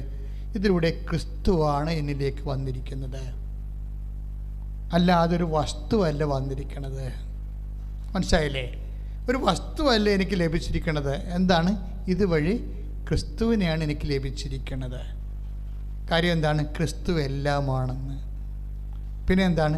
ക്രിസ്തു, അതായത് ഇതൊക്കെ നിങ്ങൾക്ക് ആവശ്യമാണെന്ന് നിങ്ങളുടെ സ്വർഗസ്ഥനായ പിതാവ് അറിയുന്നു. അപ്പോഴേ അതിൻ്റെ കൂടെ വചനം പറഞ്ഞത് എന്താണ്? നിങ്ങൾ ആദ്യം ഫസ്റ്റ് റെഫറൻസ് കൊടുക്കാൻ പറയണത്. ഫസ്റ്റ് റെഫറൻസ് ആദ്യം നിങ്ങൾ ക്രിസ്തുവിനെ അന്വേഷിക്കണം, ബാക്കിയുള്ളത് ചേർത്ത് നൽകും. ബാക്കിയുള്ളതെന്ന് പറഞ്ഞാൽ ക്രിസ്തുവിനെ അന്വേഷിച്ച് കഴിഞ്ഞ് ക്രിസ്തുവിനെ തന്നെയാണ് നമുക്കത് കിട്ടുന്നത്. ക്യാഷ് ആൻഡ് കൈൻഡ് ആയിട്ടും പല പല ജീവിത വിഷയങ്ങളുടെ പരിപോഷണമായിട്ടും എല്ലാം ക്രിസ്തുവിനെ തന്നെ കിട്ടണത്. കാര്യം ക്രിസ്തു എല്ലാ വിഷയങ്ങളിലും ഇടപെടും. ഇപ്പം അപ്പമില്ലാത്തവർക്ക് അപ്പം കൊടുക്കും, ഇല്ലേ? വീഞ്ഞില്ലാത്തപ്പോൾ വിഴിഞ്ഞ് കൊടുക്കും. ഇങ്ങനെ ഓരോ കാര്യം, ഒരു മനുഷ്യന് ആവശ്യമായ എല്ലാ വിഷയത്തിൻ്റെ മേലും ക്രിസ്തുവിലൂടെ ദൈവം നമ്മൾക്ക് ദൈവത്തിൻ്റെ പദ്ധതി പ്രകാരം പരിപാലനയുടെ ഭാഗമായിട്ടുള്ളതാണ്. അച്ഛൻ എന്താ ചോദിച്ചതെന്ന് പറയണമെന്ന് വെച്ചാൽ, നിങ്ങൾ ഇതൊക്കെ കിട്ടുമ്പോൾ എനിക്ക് പ്രാർത്ഥിച്ചു എനിക്കത് കിട്ടിയെന്നല്ല പറയേണ്ടത്. എനിക്ക് ക്രിസ്തുവിനെ കിട്ടി അതിലൂടെ. അപ്പം ഈശോയ്ക്ക് ഉന്നതമായ സ്ഥാനം കൊടുക്കണം. പ്രാർത്ഥിക്കുക, കർത്താവായ ദൈവമേ, ഓരോ അനുഗ്രഹങ്ങൾ ലഭിക്കുമ്പോഴേ കർത്താവിന്റെ വചനം ഞാൻ പാലിച്ചുകൊണ്ട് ഉടമ്പടി ചെയ്തതിന്റെ പ്രകാരം അവൻ പറയണത് പോലെ ചെയ്യുമ്പോൾ അതനുസരിച്ച് എനിക്ക് അനുഗ്രഹങ്ങളെ ലഭിക്കുമ്പോൾ ഏറ്റവും വലിയ അനുഗ്രഹം ക്രിസ്തുവാണെന്ന് ആ അനുഗ്രഹത്തിലൂടെ എനിക്ക് ലഭ്യമാകുന്ന അനുഗ്രഹത്തിലൂടെ എനിക്ക് ക്രിസ്തുവിനെ തന്നെയാണ് ലഭിക്കണമെന്നുള്ള വലിയ വിവേചനത്താൽ എന്നെ അഭിഷേകം ചെയ്യണം. കരങ്ങൾ ഉയർത്തിക്കൊണ്ട് സ്തുതിച്ച് പ്രാർത്ഥിക്കട്ടെ. ഹല്ലേലൂയ. യേശുവേ ആരാധന, ആരാധന. കർത്താവേ സ്പർശിക്കണമേ എന്ന് പ്രാർത്ഥിക്കുന്നു. യേശുവേ ആരാധന. ഹല്ലേലൂയ.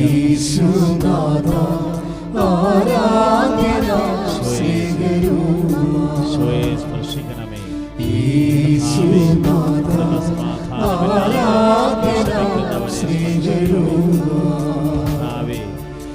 സ്വന്തമായി ഭവനമില്ലാതെ വിശ്വസിക്കുന്നവര്,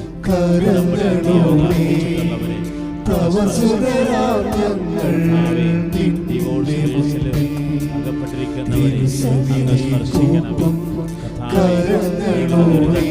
സങ്കടങ്ങളെ സമർപ്പിച്ചിട്ടുള്ളവരെ സ്പർശിക്കണമേ. നേരവും ആരാധനയും സ്തുതിയും പുകഴ്ചയും ഉണ്ടായിരിക്കട്ടെ. പരിശുദ്ധ പരമദിവ്യകാരുണ്യത്തിന് നേരവും ആരാധനയും സ്തുതിയും പുകഴ്ചയും ഉണ്ടായിരിക്കട്ടെ. പ്രിയപ്പെട്ടവരെ, നമ്മൾ ഇപ്പോഴേ ധ്യാനം സഞ്ചരിച്ചുകൊണ്ടിരിക്കുന്നതിൻ്റെ വഴിയെന്ന് പറയുന്നത് വാഗ്ദാനം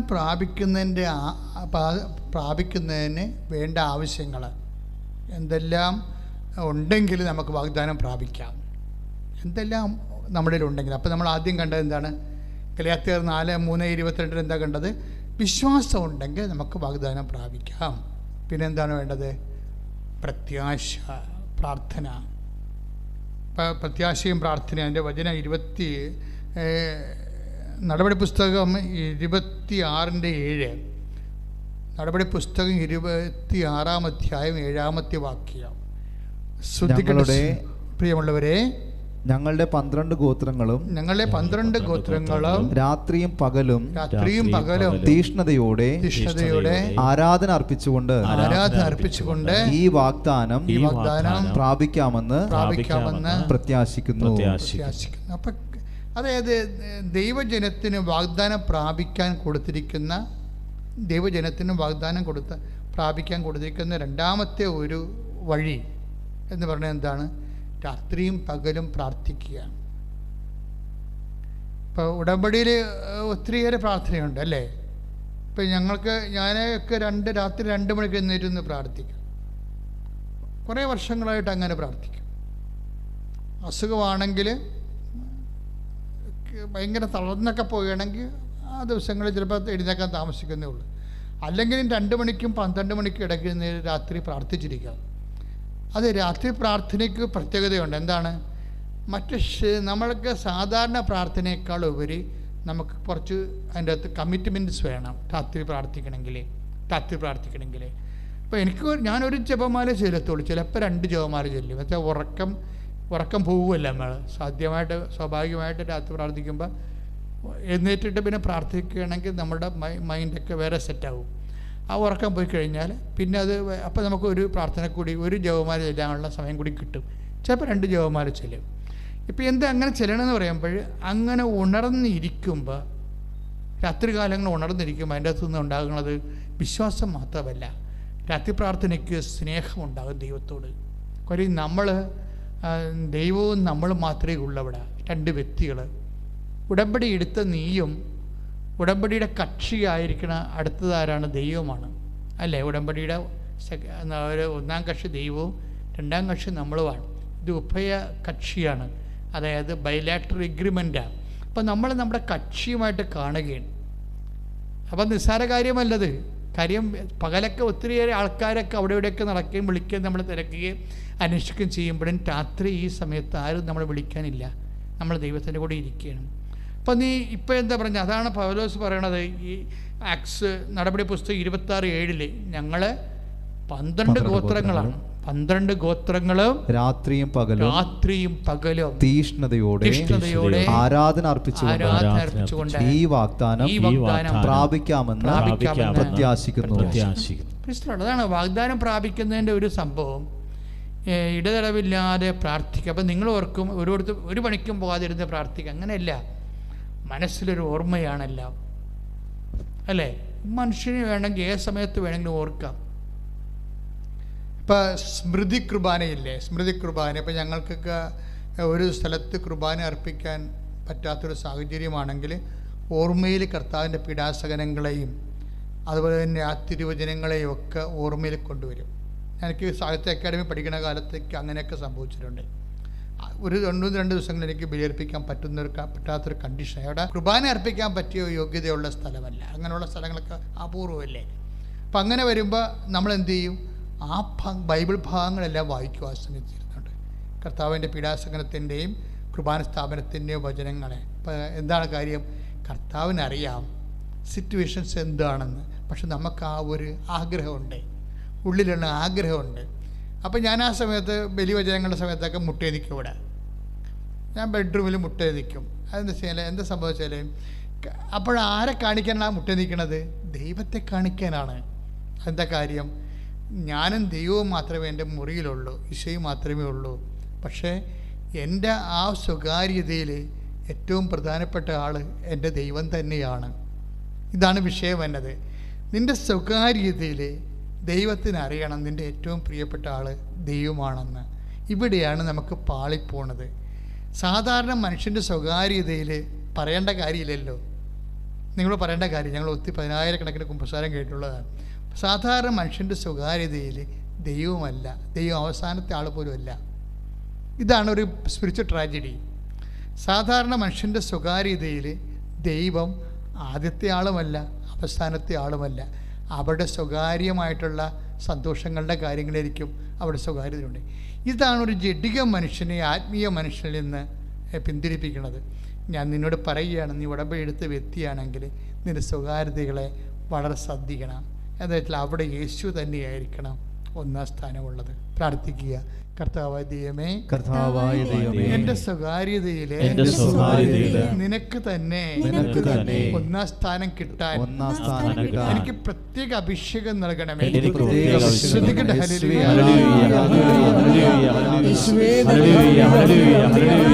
കരങ്ങൾ ഉയർത്തിക്കൊണ്ട് ശ്രദ്ധിക്കട്ടെ. ഹല്ലേലൂയ. ഈശോയെ ആരാധന. കർത്താവായ ദൈവമേ, ഞങ്ങളങ്ങേ സ്തുതിച്ച് പ്രാർത്ഥിക്കുന്നു. കർത്താവേ, കുടുംബങ്ങളെ സമർപ്പിക്കുന്നു, ഞങ്ങളുടെ മക്കളെ സമർപ്പിക്കുന്നു, ഞങ്ങളുടെ ജീവിത ദുരിതങ്ങളെ സമർപ്പിക്കുന്നു, ഞങ്ങളുടെ ഭാരങ്ങളെ സമർപ്പിക്കുന്നു, കുടുംബ സമാധാനമില്ലാത്ത അവസ്ഥകളെ സമർപ്പിച്ച് പ്രാർത്ഥിക്കുന്നു. കർത്താവേ, ഉടമ്പടിയിൽ ഞങ്ങൾ സമർപ്പിച്ച നിയോഗങ്ങൾ, പുതുക്കി സമർപ്പിച്ച നിയോഗങ്ങൾ ഞങ്ങൾ സമർപ്പിക്കുന്നു. ഈശോയെ ഏറ്റെടുക്കണമേ. ഹല്ലേലൂയ. പരിശുദ്ധ പരമ ദിവ്യകാരുണ്യത്തിന് അപ്പോഴേ നടപടി പുസ്തകത്തിൻ്റെ 26:7 ഇവിടെ വാഗ്ദാനം പ്രാപിക്കാനുള്ള പ്രധാനപ്പെട്ട സംഭവം പ്രാർത്ഥനാ മൈൻഡാണ്. ഒരു വ്യക്തിയുടെ പ്രാർത്ഥനാ മൈൻഡ് പ്രാർത്ഥന വെച്ചാൽ ദൈവത്തെക്കുറിച്ചുള്ള ഓർമ്മകൾ, അത് പ്രധാനപ്പെട്ട സീരിയസ് ആയിട്ടുള്ള കാര്യമാണ്. അപ്പം നീ ഒരു ഉടമ്പടി ചെയ്തെന്ന് പറഞ്ഞ് ഉടമ്പടി ചെയ്തിട്ട് ഉടമ്പടി ചെയ്യുമ്പോൾ രാവിലെ എഴുന്നേറ്റ് പ്രാർത്ഥിക്കണം, രാത്രി ഉടമ്പടി പ്രാർത്ഥന ഉണ്ട്. അങ്ങനെയല്ല നീ ചിന്തിക്കേണ്ടത്. ഉടമ്പടി ചെയ്ത് ദൈവമായിട്ട് ഉടമ്പടി ചെയ്ത് കഴിഞ്ഞാൽ നിനക്ക് അവസരവും സ്വസ്ഥതയും സമാധാനവും അതിനുള്ള സൗകര്യമൊക്കെ കിട്ടുന്ന സമയത്തെല്ലാം ദൈവത്തെക്കുറിച്ച് ഓർക്കുകയും വചനത്തെ വല്ലാതെ സ്നേഹിക്കുകയും ചെയ്യണം. കാര്യം വചനമെന്ന് പറയുമ്പോൾ വചനത്തെ വളരെ ഭവ്യതയോടെ ദൈവസ്നേഹത്തോടെയൊക്കെ കൈകാര്യം ചെയ്യുന്ന ആൾക്കാർക്ക് വചനത്തിലൂടെ ദൈവം അവനോട് സംസാരിക്കും, എല്ലാ വിഷയവും സംസാരിക്കും. ഇപ്പോൾ നിന്നെ ഒരാൾ അടിച്ചെന്ന് വിചാരിച്ചോ, എന്തെങ്കിലും വിഷയം ഉണ്ടായി, അടി കിട്ടണമെങ്കിൽ അധികം സമയം വേണ്ടല്ലോ. അപ്പോൾ നിനക്ക് ഉടനെ നിനക്ക് തോന്നണം കേസ് കൊടുത്തേക്കാം. അപ്പോഴേ നിൻ്റെ മനസ്സിൽ പറയും കേസ് കൊടുക്കണോ, കർത്താവിന് എന്താ ഈ കാര്യത്തിൽ ഉദ്ദേശിക്കണത് എന്ന് ചോദിക്കണ്ടേ, അറിയണ്ടേ. അപ്പോഴേ അതായത് നമ്മൾ ആധ്യാത്മിക മനുഷ്യർ, കർത്താവുമായിട്ട് ബന്ധമുള്ളവർ ഓരോ വിഷയത്തിനും ദൈവത്തെ അടിസ്ഥാനപ്പെടുത്തിയാണ് നമ്മൾ എപ്പോഴും ചിന്തിച്ചു പോകേണ്ടത്. ദൈവത്തെ അടിസ്ഥാനപ്പെടുത്തി അങ്ങനെ ദൈവത്തിനെ അടിസ്ഥാനപ്പെടുത്തി ചിന്തിക്കാൻ തുടങ്ങി ദൈവം പറയണനുസരിച്ച് ചെയ്യത്തുള്ള എങ്കിൽ നീ കുറച്ച് കഴിയുമ്പോൾ ദൈവം തൻ്റെ വചനത്തിലൂടെ നിനക്ക് ക്ലൂ തരും, നീ എന്താ മൂവ് ചെയ്യേണ്ടത്. പിന്നെ സ്വപ്നത്തിലൊക്കെ സംസാരിക്കും. കഴിഞ്ഞ ദിവസങ്ങളിൽ ഒരു സാക്ഷ്യം ഉണ്ടായിരുന്നു, നല്ല ഒരു സാക്ഷ്യമാണ്. അതായത് ആ ചേച്ചി ഉടമ്പടി ചെയ്തപ്പോഴേ അമ്മ തന്നെ പറഞ്ഞു, അതായത് അവരുടെ പേര് ബെൻസി അങ്കമാലി. അതായത് ബെൻസി അങ്കമാലി USA അവർക്ക് വിസ ജോലിക്ക് പോകുന്നൊരു വിഷയമാണ്. കാരണം കുറേ പ്രശ്നങ്ങൾ അവർക്ക് വന്ന് അതിന് അപ്പോൾ അവരൊന്ന് ഉടമ്പടി ചെയ്തപ്പോഴേ അമ്മ സ്വപ്നത്തിൽ അവരോട് പറഞ്ഞ് 87 വർക്ക് അറേഞ്ച്മെൻ്റ് എന്ന് പറഞ്ഞു. നമ്മൾ ഞെട്ടിപ്പോകും വിഷയങ്ങൾ കേട്ട് കഴിഞ്ഞാൽ. 87 അതായത് ലേബർ ലോ ചേഞ്ച് എന്ന് പറഞ്ഞു. അത് ഇവർക്കറിയത്തില്ല. ഇവള് വിചാരിച്ച് അപ്പോൾ അമ്മയാണ് സ്വപ്നത്തിൽ വന്നതെന്ന് മനസ്സിലായി. പക്ഷെ അമ്മയുടെ രീതി എന്ന് പറഞ്ഞാൽ ആ പെർട്ടിക്കുലർ സബ്ജക്റ്റ് ഡീല് ചെയ്യും.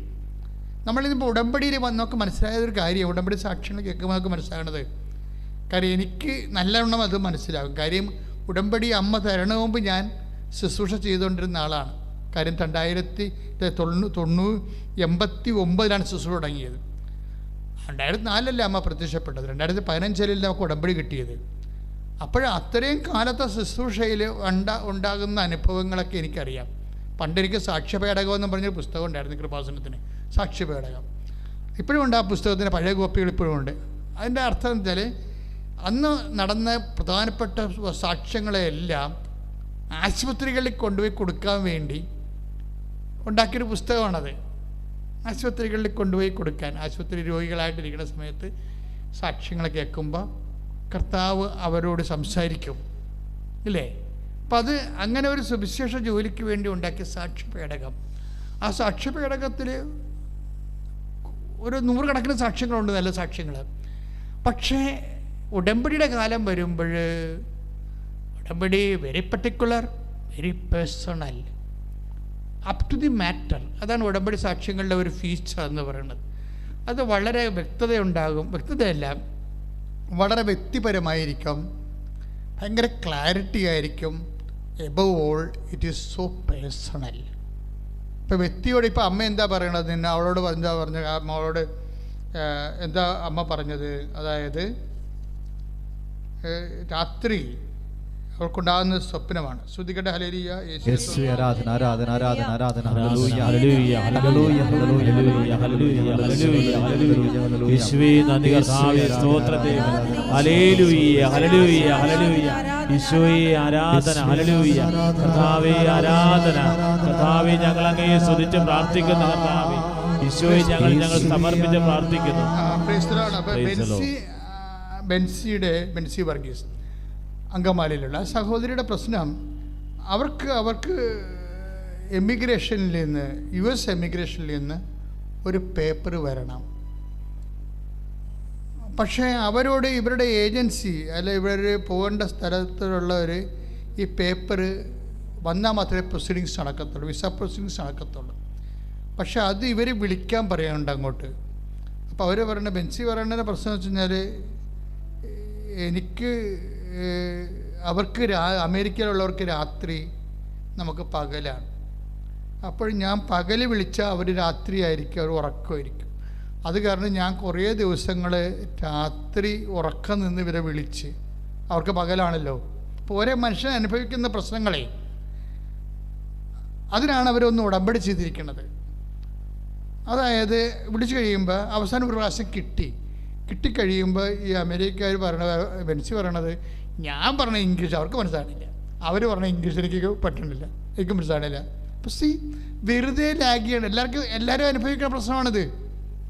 അമേരിക്കയിലൊക്കെ ബ്രിട്ടനിലൊക്കെ പോകുന്ന എല്ലാവർക്കും അനുഭവിക്കേണ്ട പ്രശ്നമാണ്. നമുക്ക് പകൽ, അവർക്ക് രാത്രി. അതുതന്നെ ഭാഷയുടെ അവസ്ഥ. നമ്മൾ പറഞ്ഞ ഇംഗ്ലീഷ് അവർക്ക് മനസ്സിലാണില്ല, അവർ പറഞ്ഞ ഇംഗ്ലീഷ് നമുക്ക് മനസ്സിലാണില്ല, പണിയായി. അവസാനം അമ്മയോട് ഇവൾ പറയും, ഇവൾ ലൈറ്റൊക്കെ അതിൻ്റെ പേര് റിക്വസ്റ്റ് ഇടും. കൃപാസനത്തിലെ ഏറ്റവും വലിയ പ്രാർത്ഥനകളൊന്നാണ് ലൈറ്റൊക്കെ പേർ റിക്വസ്റ്റ്. അതാണ് ആൾക്കാരെ ആദ്യമായിട്ടും അമ്മ ഹൈ പറയണത്. അവിടുന്ന് അക്കൗണ്ട്, അമ്മയുമായിട്ടൊരു മരീൻ അക്കൗണ്ടാണത്. കാര്യം കയ്യെത്താത്ത ദൂരത്ത് നിൽക്കുന്ന ആൾക്കാർ, ആലപ്പുഴ എത്താനുള്ള സമയമോ സൗകര്യമോ ഇല്ലാത്ത ആൾക്കാർ അന്യ ജില്ലകളിലും അന്യ സംസ്ഥാനങ്ങളിലും അതുപോലെ തന്നെ കോണ്ടിനെൻസിലൊക്കെ പെട്ടിരിക്കുന്ന ആൾക്കാർ, അവർക്കൊരു എമർജൻസി സിറ്റുവേഷൻ ഉണ്ടായാൽ അവർ ഉടനെ ചെയ്യണ, എനിക്ക് ഉടമ്പടിയും ലൈറ്റ് ക്യാൻഡിലും ഒരുമിച്ച് അമ്മ തന്നത്. എനിക്കറിയാതെ, എനിക്ക് ശരിക്കും പറഞ്ഞാൽ കമ്പ്യൂട്ടർ അറിയണ ആളല്ല ഞാൻ. പക്ഷേ കാര്യങ്ങളൊക്കെ മനസ്സിലാകും, കാര്യങ്ങൾ കൈകാര്യം ചെയ്യും. പക്ഷേ എനിക്കതിൻ്റെ ടെക്നിക്കൽ വശമോ എൻജിനീയറിംഗ് വശമോ ഒന്നും അറിയത്തില്ല. ഞാൻ ഈ സാധനം പഠിച്ചിട്ടില്ല. പക്ഷേ എനിക്ക് പഠിക്കണതിന് തന്നെ വളരെ ഇവിടെ ഉള്ള പ്രവർത്തകർ തന്നെ വളരെ എഡ്യൂക്കേറ്റഡാണ് ഇതിൻ്റെ അകത്ത് ഉള്ളവർ. അപ്പോൾ പിന്നെ ഞാൻ പിന്നെ അതിനുവേണ്ടി പഠിക്കേണ്ട ആവശ്യമില്ല, എനിക്കില്ല, ഇതുവരെ വന്നിട്ടുമില്ല. എല്ലാവർക്കും ഓഫീസും ചെയ്തു തരുന്നുണ്ട്. അപ്പോൾ ഞാൻ പിന്നെ അതിന് ഇൻട്രസ്റ്റ് എടുത്തിട്ടില്ല. പക്ഷേ എന്താ പ്രശ്നം, എങ്കിലും ഞാനെനിക്ക് ഈ കമ്പ്യൂട്ടർ സെർച്ച് ചെയ്തുന്ന സമയത്ത് എനിക്ക് ലിങ്ക് കിട്ടിയിട്ട് എനിക്ക് മനസ്സിലായി ഇതെന്തോ പ്രാർത്ഥനയുടെ ലിങ്കാണ്. ഞാൻ ലിങ്ക് എടുത്തിട്ട് കമ്പ്യൂട്ടർ എഞ്ചിനീയർ എടുത്ത് പറഞ്ഞു, ഇത് എനിക്ക് ആൾക്കാരെ പ്രാർത്ഥിക്കുമ്പോൾ ഉടനെ തിരികെ എത്തണം മാതാവിൻ്റെ മുമ്പിൽ. ആൾക്കാരെ പ്രാർത്ഥിക്കുമ്പോൾ അവരുടെ പേരൊരു തിരികെ എത്തണം ഇവിടെ, ആ പേരെഴുതി കാണിക്കണം. അതായത് ഞാൻ ഈ ഡിക്സൺ എന്ന് പറഞ്ഞ എൻ്റെ സഹോദരന്, അങ്ങനെയാണ് കമ്പ്യൂട്ടർ കാര്യം ചെയ്യേണ്ടത്, എഞ്ചിനീയറിംഗ് കാര്യം ചെയ്യണം. അദ്ദേഹത്തെ സമർപ്പ് ഞാൻ ജോമാല ചെയ്യും. കാരണം മാതാവ് ഞാൻ ഉദ്ദേശിച്ച കാര്യം അയാൾക്ക് പറഞ്ഞു കൊടുക്കണമെന്ന്, ഞാൻ ഉദ്ദേശിച്ച കാര്യം അയാൾക്ക് പറഞ്ഞു കൊടുക്കണമെന്ന്. കാര്യം അപ്പം അങ്ങനെയൊക്കെ അഭിഷേകം കിട്ടുമല്ലോ അതിൻ്റെ അകത്ത്.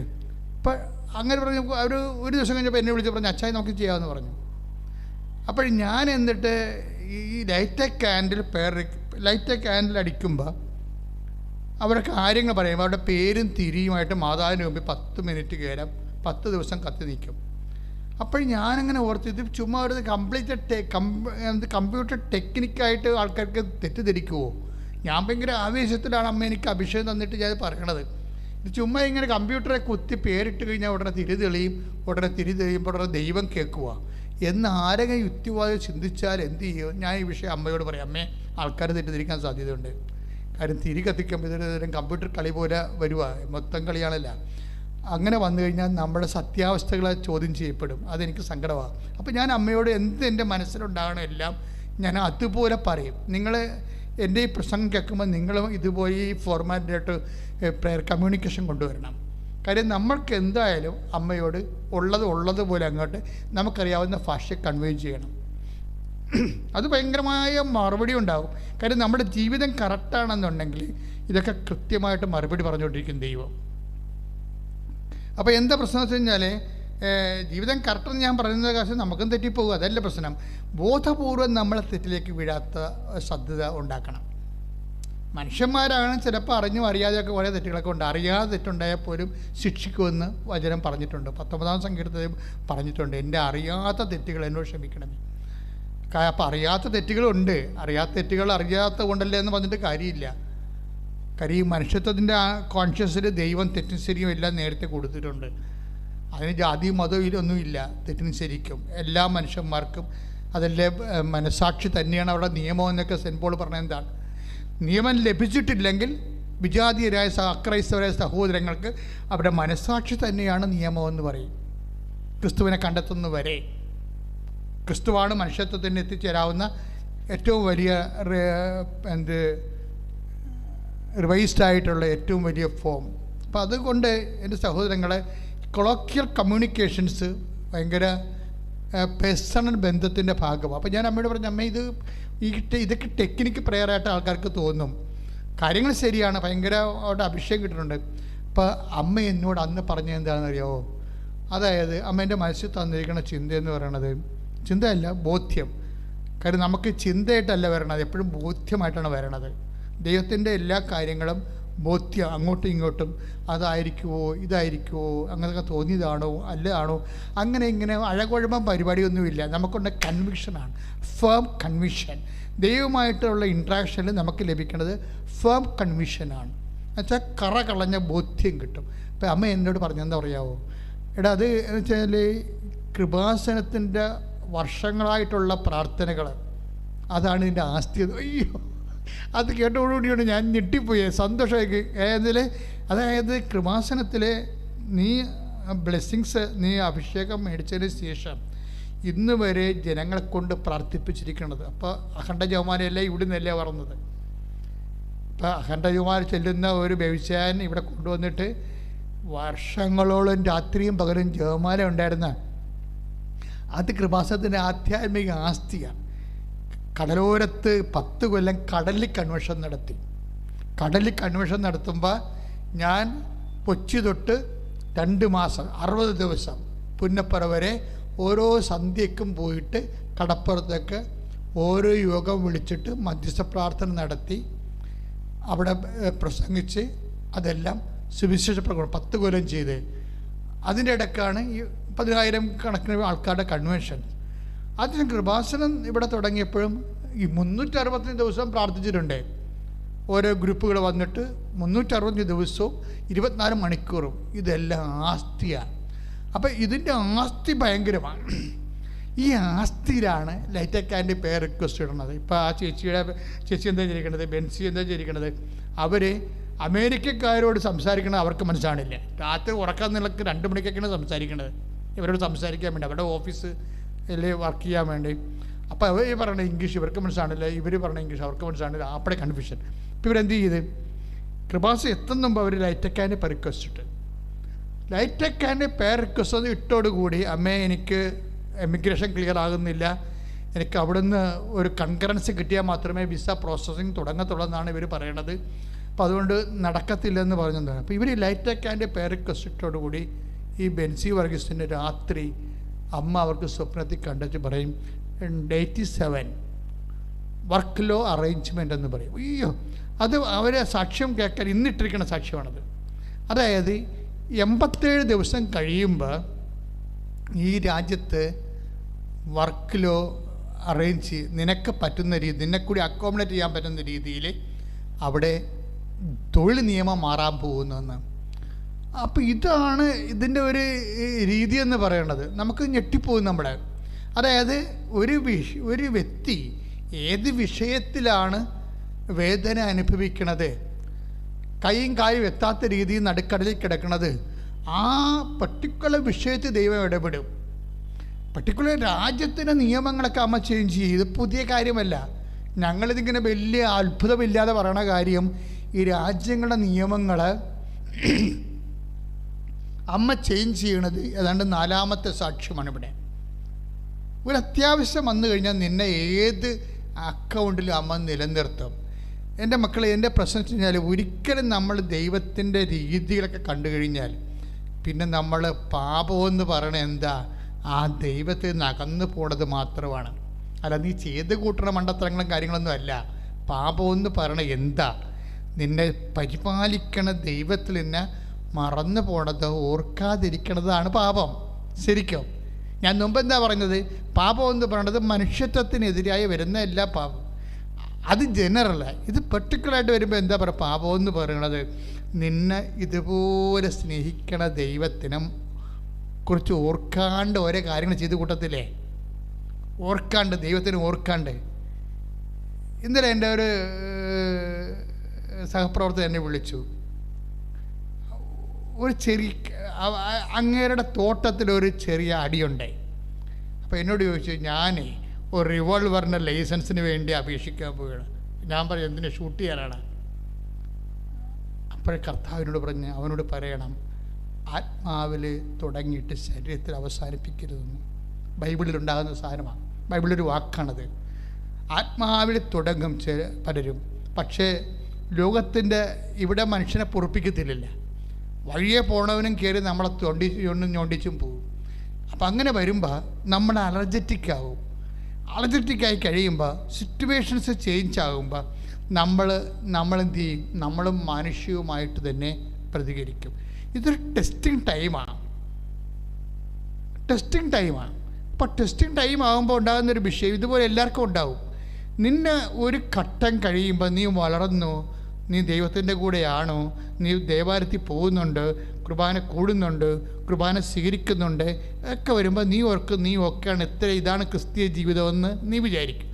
ഉടനെ നീ ഇവിടം വരെ എത്തിയെന്നുള്ളത് അറിയിക്കാൻ വേണ്ടി പെട്ടെന്ന് കർത്താവ്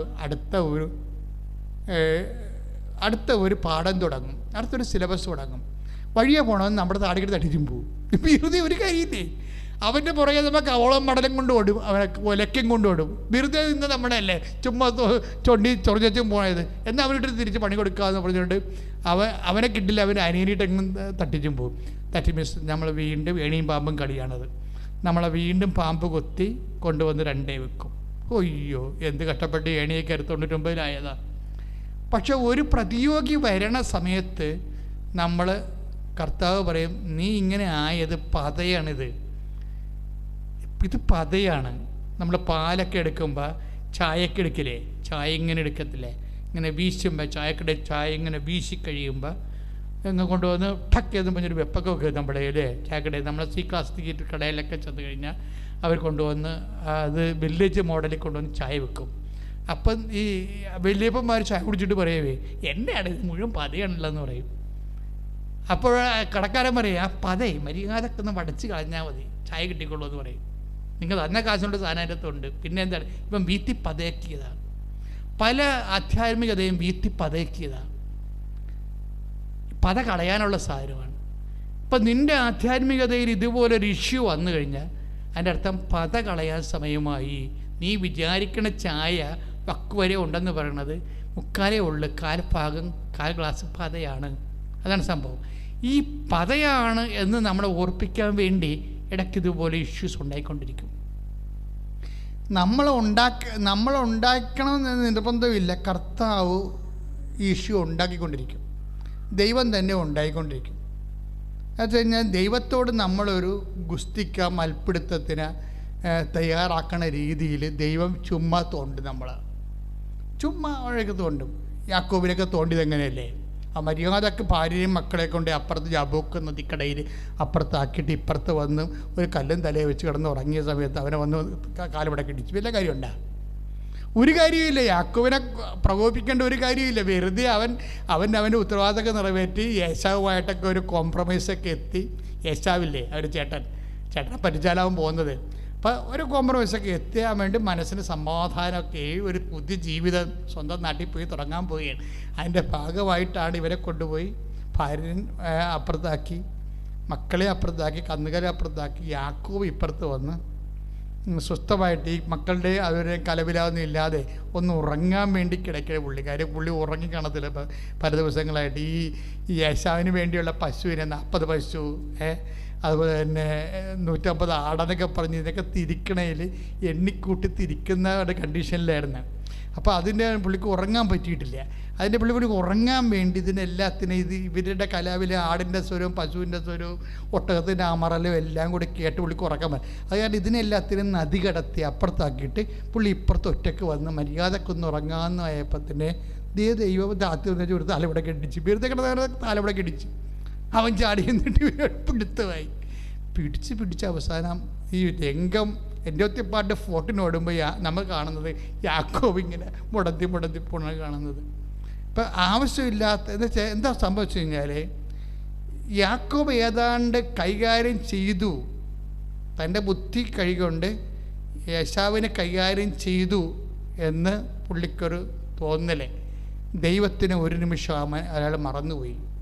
അയാളുടെ കഴിവ് കൊണ്ട് ചേട്ടായിയുമായിട്ടുണ്ടായിരുന്ന പ്രശ്നം സെറ്റ് ചെയ്തു. അപ്പോൾ യാക്കോബിന് 2 ഭാര്യമാരും അവരുടെ 12 പേരും അവരുടെ സർവൻസിലുണ്ടാകുന്ന മക്കൾ, അങ്ങനെ 12 മക്കളുണ്ട്. അപ്പോൾ സമർത്ഥമായ ഒരു കുടുംബവും അതിനെ പോറ്റാനുള്ള പൊന്നും എല്ലാം പിന്നെ അവിടെ പെണ്ണുമ്പിള്ളവെല്ലാം കള്ളികളായിരുന്നു. ആ വീട്ടിൽ നിന്ന് വരുമ്പോൾ അവർക്ക് സീതനം കിട്ടാഞ്ഞ കാരണം അമ്മാവൻ്റെ നിന്ന് മാക്സിമം അപ്പൻ്റെ നിന്ന് അടിച്ചുകൊണ്ടാണ് പോകുന്നത്, ആങ്ങളുടെ അടിച്ചുകൊണ്ടാണ് പോകുന്നത്. അപ്പോൾ ലേയയും ഫസ്റ്റാണ്, റാഹേലും ഫസ്റ്റാണ്. കാര്യം അവിടെ അങ്ങനെ ചെയ്തിട്ടാണ്. കാര്യം അയാൾ അതിൻ്റെക്കാൾ അർക്കിസ് പാർട്ടിയായിരുന്നു. ലാബാൻ എന്ന് പറഞ്ഞ ആൾ എനിക്ക് എത്രയോ വർഷം പണി ചെയ്തിട്ടാണ് ഇവനെ ഈ പരുവത്തിലാക്കി കളഞ്ഞത്. അവസാനം ദൈവം ഇവനെ അനുഗ്രഹിച്ച്. പക്ഷേ ഇങ്ങനെയൊക്കെയാണെങ്കിൽ ഇതെല്ലാം തൻ്റെ കഴിവ് കൊണ്ടാണെന്നൊക്കെ ചിന്തിച്ച് ദൈവത്തിനെ അവോയ്ഡ് ചെയ്ത് കളഞ്ഞ് യാക്കോബ്. അപ്പോഴാണ് പിടുത്തം വന്നത്.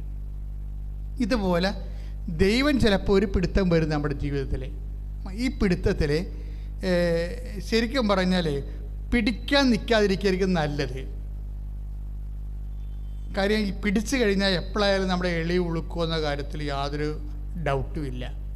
അമ്മ ആണെങ്കിൽ അമ്മയ്ക്ക് എത്ര സമയത്ത് വേണമെങ്കിലും അപ്പായുമായിട്ട് ഒരു ഗുസ്തിക്ക് തയ്യാറായിരുന്നു. കാര്യം അമ്മയോട് പറഞ്ഞ കാര്യങ്ങളൊന്നും അല്ല നടന്നത്, അല്ലേ? യാക്കോബിൻ്റെ ഗോത്രത്തിൽ അവരെന്നേക്കും ഭരിക്കും, ദാവീദിൻ്റെ സിംഹാസനം അവനൊക്കെ ലഭിക്കുമെന്നൊക്കെ പറഞ്ഞിട്ട് ഒരു കുന്തവും ഇല്ല. അവസാനം ചാണാക്കുഴി പെറ്റി കിടക്കേണ്ട കണ്ടീഷൻ വന്നപ്പോൾ ഗുസ്തിക്ക് പറ്റുന്ന എല്ലാ പരിപാടിയും ദൈവം തന്നെ ഒപ്പിക്കും നമ്മുടെ ജീവിതത്തിൽ. ഇത് മനസ്സിലാക്കാനുള്ള ഒരു കഴിവ് അമ്മയ്ക്കുണ്ടായിരുന്നു. അമ്മ പറഞ്ഞു, അപ്പ ഗുസ്തിക്കുള്ള ഉദ്ദേശമാണെന്ന് എനിക്കറിയാം, പക്ഷെ നമ്മളതിന് കിട്ടത്തില്ല കേട്ടാ. പരിശുദ്ധാത്മാവ് എന്നോട് പറഞ്ഞിട്ടുണ്ട് അപ്പം ഗുസ്തിക്ക് വന്നിരിക്കണമെന്ന്. ഞാൻ ഗുസ്തിക്കില്ല. അമ്മ തർക്കിച്ചില്ല, അമ്മ ബഹളം ഉണ്ടാക്കില്ല, ഹൃദയത്തെ സംഗ്രഹിച്ചു. അതാണ് ഏറ്റവും അമ്മയുടെയൊക്കെ ഒരു നിലപാട്. ആധ്യാത്മികമായി വളരണമെന്നുണ്ടെങ്കിൽ മിനിമം ഹോളി സ്പിരിറ്റ് വേണം. പരിശുദ്ധാത്മാവ് അമ്മയോട് പറഞ്ഞ അമ്മ മേരി ഇത് പാഠത്തിലുള്ളതാണ്, സിലബസിലുള്ളതാണ്, അപ്പം ഗുസ്തിക്ക് വരുന്നതായിരിക്കണം, അതാണ് നിന്നെ കൊണ്ട് ചാണാക്കുഴി തട്ടിയത്, നീ മിണ്ടിപ്പോരെന്ന് പറഞ്ഞു. അതുകൊണ്ടാണ് അപ്പം ഞാൻ ഗുസ്തിക്കൊന്നുമില്ല, അപ്പം ഗുസ്തിയാണെന്നുള്ളത് എനിക്കറിയാം. എന്താ കാര്യം വെച്ച് കഴിഞ്ഞാൽ അപ്പന് വളർത്തണം ആളെ. എന്താണ്? വിശ്വാസത്തെ വളർത്തണം, പ്രത്യാശയെ വളർത്തണം, ദൈവസ്നേഹത്തെ വളർത്തണം, സമർപ്പണത്തെ വളർത്തണം. ഇതെല്ലാം കൊണ്ട് മാക്സിമം പോയി കഴിഞ്ഞാൽ എന്താ വരാൻ പറ്റണത്? സമർപ്പണമല്ലേ. അത് ആദ്യമേ അമ്മങ്ങോട്ട് പറയും, അപ്പം ഒരു പരിപാടിക്കുമില്ല, സമർപ്പണം. ഇതാ കർത്താവിൻ്റെ ദാസി. ഇത് യാക്കോബിനെ അതറിയാൻ പറ്റാഞ്ഞ കൊണ്ടാണ് മണ്ടൻ എളി ഉളുക്കേണ്ട കണ്ടീഷൻസ് വന്നത്. അപ്പം ഇതുപോലെ എപ്പോഴും നമ്മുടെ ജീവിതത്തിൽ ഒരു ഗുസ്തിയുമായിട്ടൊരാൾ വരും. ചിലപ്പോൾ നമ്മൾ ഉദ്ദേശിക്കുന്നത് ദൈവം വരുമെന്നും പറഞ്ഞാൽ നിങ്ങളിരിക്കണത് ദൈവമൊന്നും പറയേണ്ട, നാട്ടിലെ ഗുണ്ടകൾ വന്നാൽ മതി. എൻ്റെ സ്വന്തം ഇടവക ഇരുന്ന് ഞാൻ ജോലി ചെയ്തിട്ട് അവിടെ നാട്ടുകാരിലെ ഒരാൾ എന്നെ തല്ലിയിട്ടുണ്ട്, പോരെ? അങ്ങനെയുണ്ട് പരിപാടി. അപ്പോൾ ഈ കാര്യങ്ങളെല്ലാം ഞാൻ എന്താണെന്ന് ചെയ്തിരിക്കണത്, എൻ്റെ കർത്താവിൻ്റെ വചനം 3 പ്രാവശ്യം ഞാൻ അവനോട് പോയി ക്ഷമ ചോദിക്കും. അവനെ പ്രകോപിപ്പിച്ചതിലാണ്, വേറെ പ്രശ്നമൊന്നുമില്ല. കാര്യം അവൻ്റെ ഒരു കാര്യം നടത്താൻ എനിക്ക് പറ്റിയില്ല. കാര്യം എന്നെ പട്ടാളം പോലെ ആൾക്കാർ പല നാടുകളിൽ നിന്ന് വന്നിട്ടുണ്ട്, എന്നെ പിടിച്ചു വെച്ചുകൊണ്ടിരിക്കണം. അവിടെ കാര്യം നടക്കാൻ കൗൺസിൽ നടന്നുകൊണ്ടിരിക്കുകയാണ്.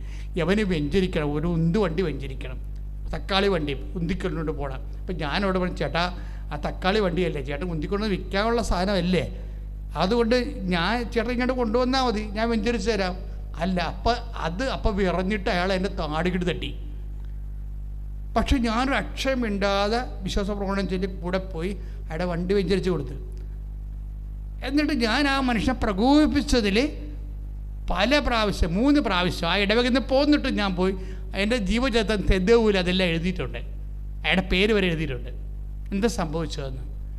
പക്ഷെ ആ മനുഷ്യൻ 3ാമത്തെ പ്രാവശ്യം ഞാൻ ചെന്നിട്ടും ആ മനുഷ്യൻ എൻ്റെ ക്ഷമയോ അതൊന്നും അംഗീകരിച്ചില്ല. എന്നെ അയാൾ വേണമെങ്കിൽ ആ കൂട്ടത്തിൽ വെച്ച് എന്നെ ഒരു കൊച്ചാക്കണ പോലെ അങ്ങനെ അയാൾ പെരുമാറിയത്. ഞാനത് ആരോടും പറഞ്ഞില്ല, ഈശോയോട് മാത്രമേ പറഞ്ഞുള്ളൂ.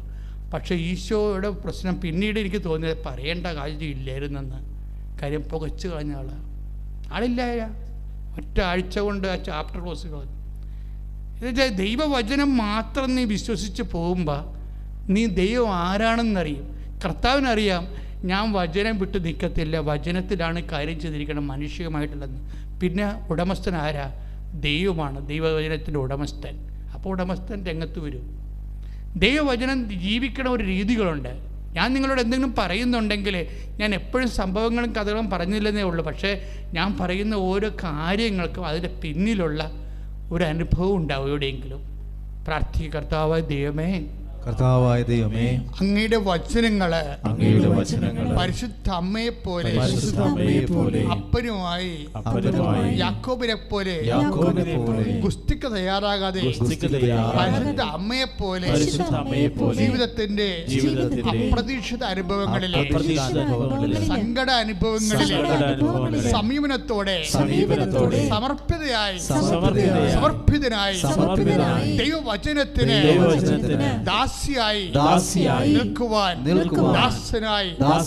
നിൽക്കുവാൻ എന്നെ അഭിഷേകം ചെയ്യാൻ ദൈവ പൈതലായി രൂപാന്തരപ്പെടുത്തണമേ. ശ്രദ്ധിക്കട്ടെ.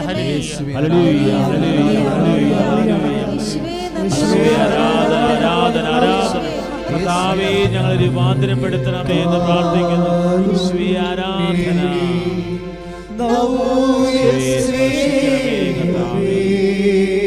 കർത്താവേ ശുശ്രൂഷ ചെയ്യുമ്പോൾ ടെലിവിഷൻ ചാനൽ കണ്ട് പ്രാർത്ഥിക്കുന്നു, കൃപാസനം യൂട്യൂബ് ചാനൽ കണ്ട് പ്രാർത്ഥിക്കുന്നവര്, യോഗാർത്ഥം ഷെയർ ചെയ്ത് പ്രാർത്ഥിക്കുന്നവര് സ്വയം സ്പർശിക്കണമേ. ഉടമ്പടി പുതുക്കി പ്രാർത്ഥിക്കുന്നവരെ സ്പർശിക്കണമേ. സഭയെ സ്പർശിക്കണമേ. കർത്താവേ അവിടുത്തെ സാന്നിധ്യം വെളിപ്പെടുത്തണമേ. കൊറോണ വൈറസ് രോഗികളെ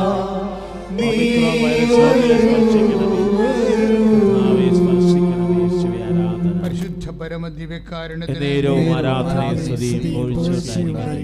ഇപ്പോൾ നമ്മൾ പറഞ്ഞുകൊണ്ടിരുന്ന വിഷയം ബെൻസി വർഗീസിൻ്റെ വിഷയമാണ്. ബെൻസി വർഗീസ് ഉടമ്പടി ചെയ്തതിന് ശേഷം അവരെന്താ ചെയ്തിരിക്കണം? അവർ ആദ്യം ലൈറ്റക്കാരെ പരിക്കസിട്ടു, പിന്നീട് ഓൺലൈൻ ഉടമ്പടി ചെയ്തു. പിന്നീട് ലൈറ്റക്കാരൻ്റെ പരിക്കസ് ഇവിടെ എത്തണ വരെ നമുക്ക് നിലനിൽക്കാനുള്ളൊരു മാർഗമാണ് ദൈവം തന്നിരിക്കുന്നത്. ഒന്ന് ലൈറ്റക്കാരൻ്റെ പേർ റിക്വസ്റ്റ്. 10,000 മനുഷ്യരുടെ ലക്ഷക്കണക്കിന് പ്രാർത്ഥനയുടെ ഒരു വലിയ നിക്ഷേപത്തിലേക്കാണ് നീ ലൈറ്റക്കാരൻ്റെ പേർ റിക്വസ്റ്റ്. നിൻ്റെക്ക് ഒരു സങ്കടത്തിൻ്റെ കാലത്ത് അതിൻ്റെ ഓഹരി ചോദിക്കുമ്പോഴേ കൃപാസനത്തിന് പ്രൊഫൗണ്ടായിട്ടുള്ള അതിൻ്റെ അടിത്തറ ഉണ്ട്, ആത്മീയ അടിത്തറ. അതിൽ നിന്ന് അമ്മ നിന്നെ സഹായിക്കും. പെട്ടെന്നാണ് മറുപടി വരുന്നത്. അതിനുശേഷം അവർ ഓൺലൈൻ ഉടമ്പടി ചെയ്യുമ്പോൾ ഓൺലൈൻ ഉടമ്പടി ചെയ്ത് 24 മണിക്കൂറിനുള്ളിൽ അവർക്ക് ഇമെയിൽ കിട്ടും. കൺഗ്രാജുലേഷൻസ്, യുവർ ആപ്ലിക്കേഷൻസ് റിസീവ്ഡ്, നിങ്ങളുടെ എല്ലാ തടസ്സങ്ങളും മാറ്റിയിരിക്കണമെന്ന് പറഞ്ഞ് ലെറ്റർ കൊടുക്കും. അത് ജസ്റ്റ് 24 മണിക്കൂറാണ് അതിൻ്റെ അകത്ത് വർക്ക് ചെയ്യണത്. 24 മണിക്കൂർ. എത്രയോ കാലങ്ങളാണ് ഇവർ അതിനു വേണ്ടി അമേരിക്കക്കാരന് പകലാകാൻ വേണ്ടി നമ്മുടെ രാത്രികളെ പകലാക്കി എത്രയോ കാലം സംസാരിച്ചതാണ്. അവർക്ക് മനസ്സിലാകണം ഇംഗ്ലീഷ്, അവർക്ക് മനസ്സിലാണില്ല. അവരുടെ പറയുന്ന ഇംഗ്ലീഷ് ഇവർക്ക് മനസ്സിലാണില്ല. ഇങ്ങനെ നീണ്ട കയറ്റി കിടക്കുന്ന സംഭവം അമ്മ ഓൺലൈൻ ഉടമ്പടി എന്ന് പറയുമ്പോൾ within no time 24 hours within 24 hours അവിടെ നിന്ന് ഇമെയിൽ വരികയാണ്. ഇതാണ് ഉടമ്പടി റേഞ്ച് എന്ന് പറയുന്നത്. ഇത് എന്തുകൊണ്ടാണ് ഇങ്ങനെ വരണമെന്ന് ചോദിക്കുമ്പോൾ ഉടമ്പടിയുടെ പാക്കേജ്, അതിൻ്റെ പദ്ധതി അതാണ്. അതായത് നമ്മളുടെ ഓരോ വിഷയത്തിനും, അതായത് ഇന്ന് എന്തുകൊണ്ടാണ് ഇത്രയും എഡ്യൂക്കേറ്റഡ് ആൾക്കാർ ഉടമ്പടി ചെയ്യാൻ കാരണം എന്താണ്? ഇപ്പോൾ ഉടമ്പടി വരുന്ന എല്ലാവരും തന്നെ ഒന്നാമത്തെ ഉടമ്പടി ശരിക്കും പഠിക്കണം. വളരെ ശ്രദ്ധയോടെ പഠിക്കണവർക്ക് കൂടുതലാണ് അതിൻ്റെ കാര്യം. ഇതിൻ്റെ നമ്മൾക്കുണ്ടാകുന്ന അതുകൊണ്ടാണ് ഞങ്ങൾ 65 വയസ്സ് കഴിഞ്ഞാൽ ഉടമ്പടി എടുപ്പിക്കരുതെന്നൊക്കെ പറഞ്ഞത്. ഉടമ്പടി അവർക്ക് മനസ്സിലാകത്തില്ല. അവർ കൊണ്ടുവന്ന് യൂദാസ് പുണ്യാൻ്റെ പെട്ടി അസാധ്യക്കാരൻ്റെ മധ്യസ്ഥം എന്ന് പറഞ്ഞുകൊണ്ട് കത്തിട്ടേക്കണ പോലെ അവർ പോകും. ചിലപ്പോൾ പ്രവർത്തനം ചെയ്യും, ചിലപ്പോൾ ചെയ്യത്തില്ല. കാര്യം അവരിങ്ങനെ ഈ അപേക്ഷ കത്തിട്ട് പഠിച്ചിട്ടുള്ള ആൾക്കാരാണ്. അസാധ്യ കാര്യമല്ലല്ലോ ഉടമ്പടി നടക്കണത്.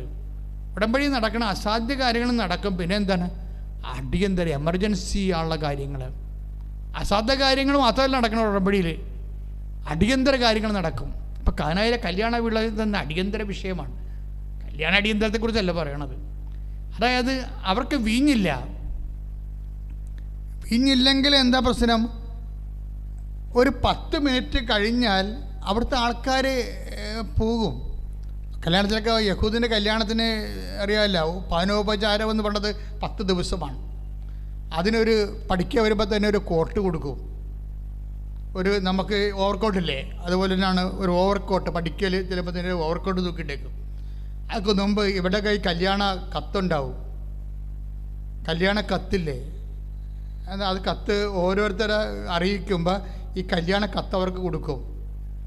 കല്യാണ കത്തും കൊണ്ടാണ് ഇവർ വരുന്നത്. പഠിക്കുക വരുമ്പോൾ പഠിക്കുക ശിവായി നിൽക്കുന്നുണ്ടാവും. അയാൾ കത്ത് പരിശോധിക്കും. ആ പരിശോധിച്ചിട്ട് ഈ കത്തിൽ ഇയാളുടെ പേരുണ്ടെങ്കിൽ അതിനകത്ത് ആ കത്തിൻ്റെ അകത്ത് എല്ലാവരുടെയും പേരുണ്ടാവും. ആ കല്യാണത്തിന് വിളിച്ചിരിക്കുന്ന ആൾക്കാരുടെ മുഴുവൻ പേരുണ്ടാവും. ആ കത്ത് വായിച്ച് നോക്കിയിട്ട് ഇയാൾക്ക് കല്യാണ വസ്ത്രം കൊടുക്കും. അതാണ് കർത്താവ് ചോദിക്കുന്നത്. സ്നേഹിത കല്യാണ വസ്ത്രം എന്നൊക്കെ ചോദിക്കണില്ലേ, നിൻ്റെ കല്യാണ വസ്ത്രം എവിടെയെന്നൊക്കെ ചോദിക്കില്ലേ. അപ്പോൾ കത്ത് ലഭിക്കാത്ത ആൾക്കാർ അതിൻ്റെ അടുത്ത് കയറിയിരിക്കുകയാണ്. ഇപ്പോൾ മാത്രമല്ല ഇങ്ങനെയുള്ള അടിയന്തരം നോക്കി ഭക്ഷണം കഴിക്കാൻ പോകുന്ന ആൾക്കാർ പണ്ടുകൊണ്ടായിരുന്നു. അപ്പോൾ അതായത് സ്നേഹിത നിൻ്റെ കല്യാണ വസ്ത്രം എവിടെ? അപ്പോൾ അവൻ നിന്ന് പരിങ്ങും, ഗെറ്റ് ഔട്ട് എന്ന് പറയും, പുറത്ത് പോടാന്ന് പറയും. അപ്പോൾ എന്തൊരു ആ അലർച്ച വല്ലാത്ത അലർച്ചയായിപ്പോയി. ഞാനവിടുത്തെ അവരവരെ കോംപ്രമൈസ് ചെയ്ത് ഇരുത്തേണ്ടതല്ല. അവരെ കോംപ്രമൈസ് ചെയ്ത് അവിടെ ഇരുത്തേണ്ടതല്ലായിരുന്നോ? പക്ഷെ എന്താ പ്രശ്നം? വരപ്രസാദത്തിൻ്റെ വിഷയമാണ്. കല്യാണ വസ്ത്രം എന്ന് പറഞ്ഞാൽ എന്താണ്? വരപ്രസാദമാണ്. നമ്മുടെ ഉള്ളിൽ നിൻ്റെ ആത്മാവിനെ പുണ്യപ്പെടുത്തുന്നതിന് ഈശോമിശിഹ സ്ഥാപിച്ച കാണപ്പെടാത്ത അടയാളം, നമുക്ക് കാണപ്പെടാത്ത ദൈവത്തെ വരപ്രസാദം നമുക്ക് ലഭിക്കാൻ ഈശോമിശിഹ സ്ഥാപിച്ച കാണപ്പെടുന്ന അടയാളമാണ് കൂദാശ. കൂദാശകളിലൂടെയും ജീവിതത്തിൻ്റെ സാക്ഷ്യങ്ങളുടെയാണ് നമുക്ക് വരപ്രസാദത്തിന് വരുമാനം കിട്ടുന്നത്. ഈ ഒരു സംഭവം ഇല്ലാത്ത കക്ഷിയാണ് അകത്ത് കയറി ഇരിക്കുന്നത്. എവിടെയാണ്? ദൈവരാജ്യത്തിൻ്റെ കാര്യമാണ് ഈ പറയണത്. കല്യാണ വിരുന്നെന്ന് പറയുമ്പോൾ എവിടെയാണ്? ദൈവരാജ്യത്തിലെ കല്യാണ വിരുന്നാണ് ഈ പറയണത്. അവിടെ മണവാൾ ഈശോയാണ്, സഭ മണവാട്ടിയാണ്. പക്ഷെ അതിൻ്റെ അകത്ത് വരപ്രസാദം ഇല്ലാത്ത പക്ഷിയോട് പറയണത് എന്താണ്? കേരൗട്ട് അടിച്ചിട്ടുണ്ടല്ലോ, ഒന്നൊന്നര അടി അടിക്കണം എന്ന് വെച്ചാൽ കാര്യത്തോടെടുക്കുമ്പോൾ അണ്ടിയോടെടുക്കുമ്പോൾ മാങ്ങയുടെ പുളി നമ്മൾ അറിയും എന്ന് പറഞ്ഞ പോലെ ഈ വരപ്രസാദം, നിത്യജീവൻ, ദൈവരാജ്യം എന്നൊക്കെ പറയുമ്പോൾ അവിടെ ഈശോയുടെ സംസാരത്തിൽ ഒരു പതുമയും ഇല്ല. അയാളെ ഗെറ്റ് ഔട്ട് അടിക്കണമെന്ന് വെച്ചാൽ മിക്കവാറും ആ സ്ഥലം മൊത്തം കെട്ട് കാണും, ആ ഗ്രാമം. കാര്യം അത്രയും സീരിയസ് ആ വിഷയം. വരപ്രസാദം എന്ന് പറഞ്ഞാൽ വസ്ത്രമാണ്, പുണ്യത്തിൻ്റെ വരപ്രസാദത്തിൻ്റെ വസ്ത്രമാണ് കല്യാണ വസ്ത്രം എന്ന് പറയുന്നത്. ഇത് ദൈവരാജ്യത്തിൽ ഇല്ല എന്നുണ്ടെങ്കിൽ, നമ്മൾ ചെല്ലുമ്പോഴില്ലെങ്കിൽ നമ്മൾ ഗെറ്റ് ഔട്ടാണ്. എൻ്റെ അതൊരു സംശയമില്ല കാര്യത്തിൽ. അപ്പോൾ ഇവിടുത്തെ പ്രോബ്ലം എന്ന് വെച്ച് കഴിഞ്ഞാൽ ഇവിടെ വീഞ്ഞ് തീർന്നു പോയത് എന്താവശ്യമാണത്? അത്യാവശ്യമല്ല, അസാധ്യകാര്യമല്ല. അസാധ്യകാര്യം ഇല്ലതേ. അസാധ്യകാര്യം അടുത്ത വീട്ടിൽ പോയി, അടുത്ത സ്ഥലത്ത് എവിടെയാണെന്ന് വെച്ചാൽ പോയി ഈ വായ്പ മേടിച്ചാൽ മതി, അല്ലെങ്കിൽ അടുത്ത കടയിൽ പോയി കടം മേടിച്ചാൽ മതി. ഇപ്പോൾ വായ്പ മേടിക്കുക, കടം മേടിക്കുക എന്നുള്ള പ്രൊവിഷൻസൊക്കെ അമ്മയ്ക്ക് അറിയാം. പക്ഷെ അമ്മ നിൽക്കുമ്പോൾ നിനക്ക് വായ്പ വാങ്ങിക്കേണ്ടി വരത്തില്ല. അമ്മ നിൻ്റെ വീട്ടിലുണ്ടെങ്കിൽ നിനക്ക് കടം മേടിക്കേണ്ടി വരത്തില്ല. ഇത് നീ പഠിക്കണം. ഞാനിത് പഠിച്ചു കഴിഞ്ഞാൽ ഒരിടത്ത് വായിച്ചതല്ല. ഞാൻ അമ്മയുടെ കൂടെ അമ്മയുടെ ഉടുപ്പേ തൂങ്ങി നടന്ന കാലത്ത് അമ്മ പറഞ്ഞിട്ടുള്ള കാര്യങ്ങളാണിതെല്ലാം. നമ്മുടെ മനസ്സിൽ ആത്മാവ് തോന്നിയിട്ടുള്ള കാര്യമാണ്. ആ കാനായിലെ കല്യാണത്തിൽ ആ വിഷയം നിസ്സാര വിഷയമാണ്. അത് വേണമെങ്കിൽ അമ്മയ്ക്ക് പരിഹരിക്കണമെങ്കിൽ അടുത്ത കടയിൽ പോയി കടം മേടിക്കാൻ പറഞ്ഞാൽ മതി, അല്ലെങ്കിൽ അടുത്ത വീട്ടിൽ പോയി വായ്പ വാങ്ങിക്കാൻ പറഞ്ഞാൽ മതി. പക്ഷെ അമ്മ നിൽക്കുമ്പോൾ നിന്നെ കണ്ടവൻ്റെ മുമ്പിൽ കൈനീട്ടാൻ അനുവദിക്കത്തില്ല. ഏത് അമേരിക്കക്കാരനാണെന്ന് പറഞ്ഞാലും അമ്മ ഇംഗ്ലീഷ്, നമ്മൾ പറഞ്ഞ ഇംഗ്ലീഷ് മനസ്സിലാകത്തില്ലെന്ന് പറഞ്ഞാലും അമ്മ ഇടപെട്ട് കഴിയുമ്പോഴല്ല അവൻ ചപ്പ അടിച്ചുകൊണ്ട് സാരം കണ്ട് ഇമെയിൽ വിടും. അതാണ് കാര്യം. അത് അനുഭവിച്ചിട്ടുള്ളവൻ പിന്നെ ഒരിക്കലും പോകത്തില്ല. ഇതെന്ന് പറയുന്നത് നമ്മൾ വിചാരിക്കണം, ചിന്തിക്കണം വിഷയമല്ല, അതിനേക്കാൾ വലിയ വിഷയമാണ്. അസാധ്യ കാര്യങ്ങളുടെ മധ്യസ്ഥന്മാർ. ഇപ്പം ചില കാര്യങ്ങൾ അപ്പോസ്തലന്മാർ പറഞ്ഞാൽ നടക്കത്തില്ല, ഉറപ്പാണ്. ചില കാര്യങ്ങൾ അപ്പോസ്തലന്മാർ പറഞ്ഞാലും നടക്കത്തില്ല. എന്താ ഞാൻ അങ്ങനെ പറയാൻ കാര്യം? അതായത് ഇപ്പം നമുക്ക് ഉദാഹരണം കാനംകാരിയുടെ കാര്യമില്ലേ? കാനംകാരി ഒരു വിജാതി സ്ത്രീയാണ്. അവരെന്താ പറയണത്? ശ്രുതിക്കട്ടെ മക്കളെ, ആ വഹാഗ് എടുക്കാം നമുക്ക്. ശ്രുതിക്കട്ടെ ഹല്ലേലൂയ ഹല്ലേലൂയ. കരങ്ങൾ ഉയർത്തിക്കൊണ്ട് സ്തുതിക്കട്ടെ. Hallelujah hallelujah hallelujah. കർത്താവേ, ഉടമ്പടിയുടെ വലിയ പ്രബോധനങ്ങൾ ഞങ്ങളെ ആത്മാവില് നവീകരിക്കുന്നതിനെ ഓർത്ത് ശക്തി പറയുന്ന കർത്താവേ. മത്തായിയുടെ സുവിശേഷം 15:27. മത്തായിയുടെ സുവിശേഷം 15:27. ശ്രുതിക്കട്ടെ. കർത്താവേ സ്തോത്രം. Hallelujah hallelujah. ആരാധന സ്പർശന കർത്താവേ. Hallelujah hallelujah hallelujah.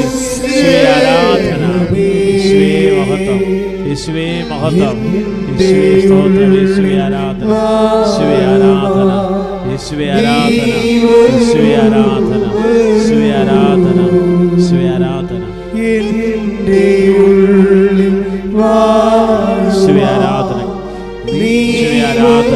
യേശുവേ. ആരാധന.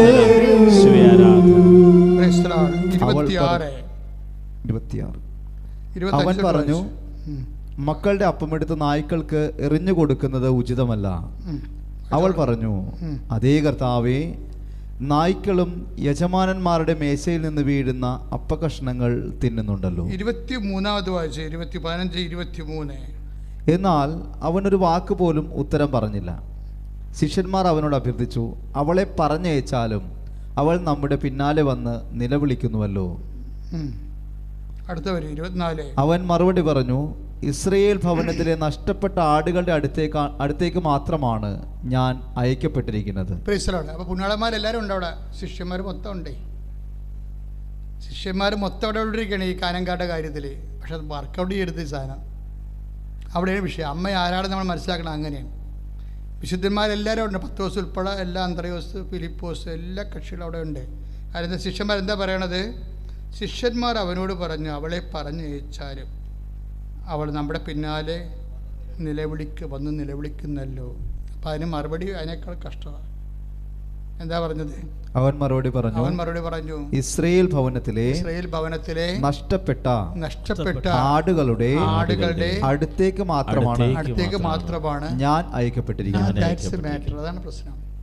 പക്ഷെ അവിടെ അമ്മയാണ് നിന്നിരുന്നെങ്കിൽ അത്രയും വർത്തമാനം പറയത്തില്ല. അത്രയും വർത്തമാനം പറഞ്ഞാൽ പോലും കർത്താവ് അത് അമ്മയുടെ വാക്ക് മാനിച്ചുകൊണ്ട് ചെയ്തു കൊടുക്കും. കാര്യം അതാണ് വിഷയം. മരിയൻ മീഡിയേഷൻ്റെ ഒരു പ്രത്യേകത അതാണ്. മരിയൻ മീഡിയേഷൻ്റെ പ്രശ്നം എന്താ? അപ്പം നിങ്ങൾ ചോദിക്കും, പുണ്യാളന്മാരെ ഈശോ വിളിച്ചതല്ലേ? അപ്പോസ്തലന്മാരെ എല്ലാം ഈശോ വിളിച്ചതല്ലേ? പിന്നെ അവർക്ക് വാക്കിനെന്താ ഈശോ വില കൽപ്പിക്കാത്തത്? എന്താ പ്രശ്നം വെച്ചാൽ, അതായത് കപ്പാസിറ്റി, ക്ലെയിം ആൻഡ് കപ്പാസിറ്റിയുടെ വിഷയമാണിത്. അതാണ് വിഷയം. അതായത് നമ്മൾ ദൈവത്തിൻ്റെ മുമ്പ് നിൽക്കുമ്പോഴേ നമ്മുടെ വിശ്വാസത്തിൻ്റെ കപ്പാസിറ്റി പരിശോധിക്കണം. കാര്യം നമ്മുടെ കപ്പാസിറ്റി എന്ന് പറയുന്നത് നമ്മുടെ ക്ലെയിമാണ്. എന്താണ് ക്ലെയിം? ഇപ്പം നീ ദൈവദരിസ്ഥയിൽ നിൽക്കുന്ന, അപ്പോൾ നീ ദൈവദരിസ്ഥയിൽ നിൽക്കുമ്പോൾ ഇപ്പം നിൻ്റെ ഉദാഹരണത്തിന് നിൻ്റെ കപ്പാസിറ്റി എന്താണ്? നിൻ്റെ റേറ്റിംഗ് എന്താണ്? ഇപ്പം നീ നിൻ്റെ വീട്ടിലെ നിൻ്റെ ആങ്ങള അവന് അമേരിക്കയിൽ നിന്ന് ഗേമേഡായെന്നൊക്കെ വരിക എപ്പോഴാണ് വന്നത്? നീ രണ്ടാമത്തെ കുർബാനയ്ക്ക് വേണ്ടി പോകാൻ വേണ്ടി, ആദ്യത്തെ കുർബാനയ്ക്ക് അപ്പനും പിള്ളേരൊക്കെ വിട്ടെങ്കിലും രണ്ടാമത്തെ കുർബാനയ്ക്ക് പോകാൻ വേണ്ടി നീ ഇറങ്ങി നിൽക്കുന്ന സമയത്താണ് നിൻ്റെ ആങ്ങള വന്നത്. ആങ്ങള വരുമ്പോൾ അവിടെ വെച്ച് ഈ പണ്ടാരങ്ങളെല്ലാം വന്നത് നമ്മളെ ദൈവത്തിന് അടിച്ചു മാറ്റാനായിരിക്കും. നിങ്ങളെപ്പോഴും ശ്രദ്ധിക്കേണ്ട വിഷയമാണ്. പരിശുദ്ധാത്മാവില്ലെങ്കിൽ പണി പാളും. എന്താ സംഭവിച്ചു കഴിഞ്ഞാൽ ഇവരെങ്ങനെ വന്ന് ഇപ്പോൾ ആങ്ങള വന്ന് പറഞ്ഞ കക്ഷി വന്നു. അയാൾ കാനഡയിലായിരുന്നു, അയാൾ വന്നതാണ്.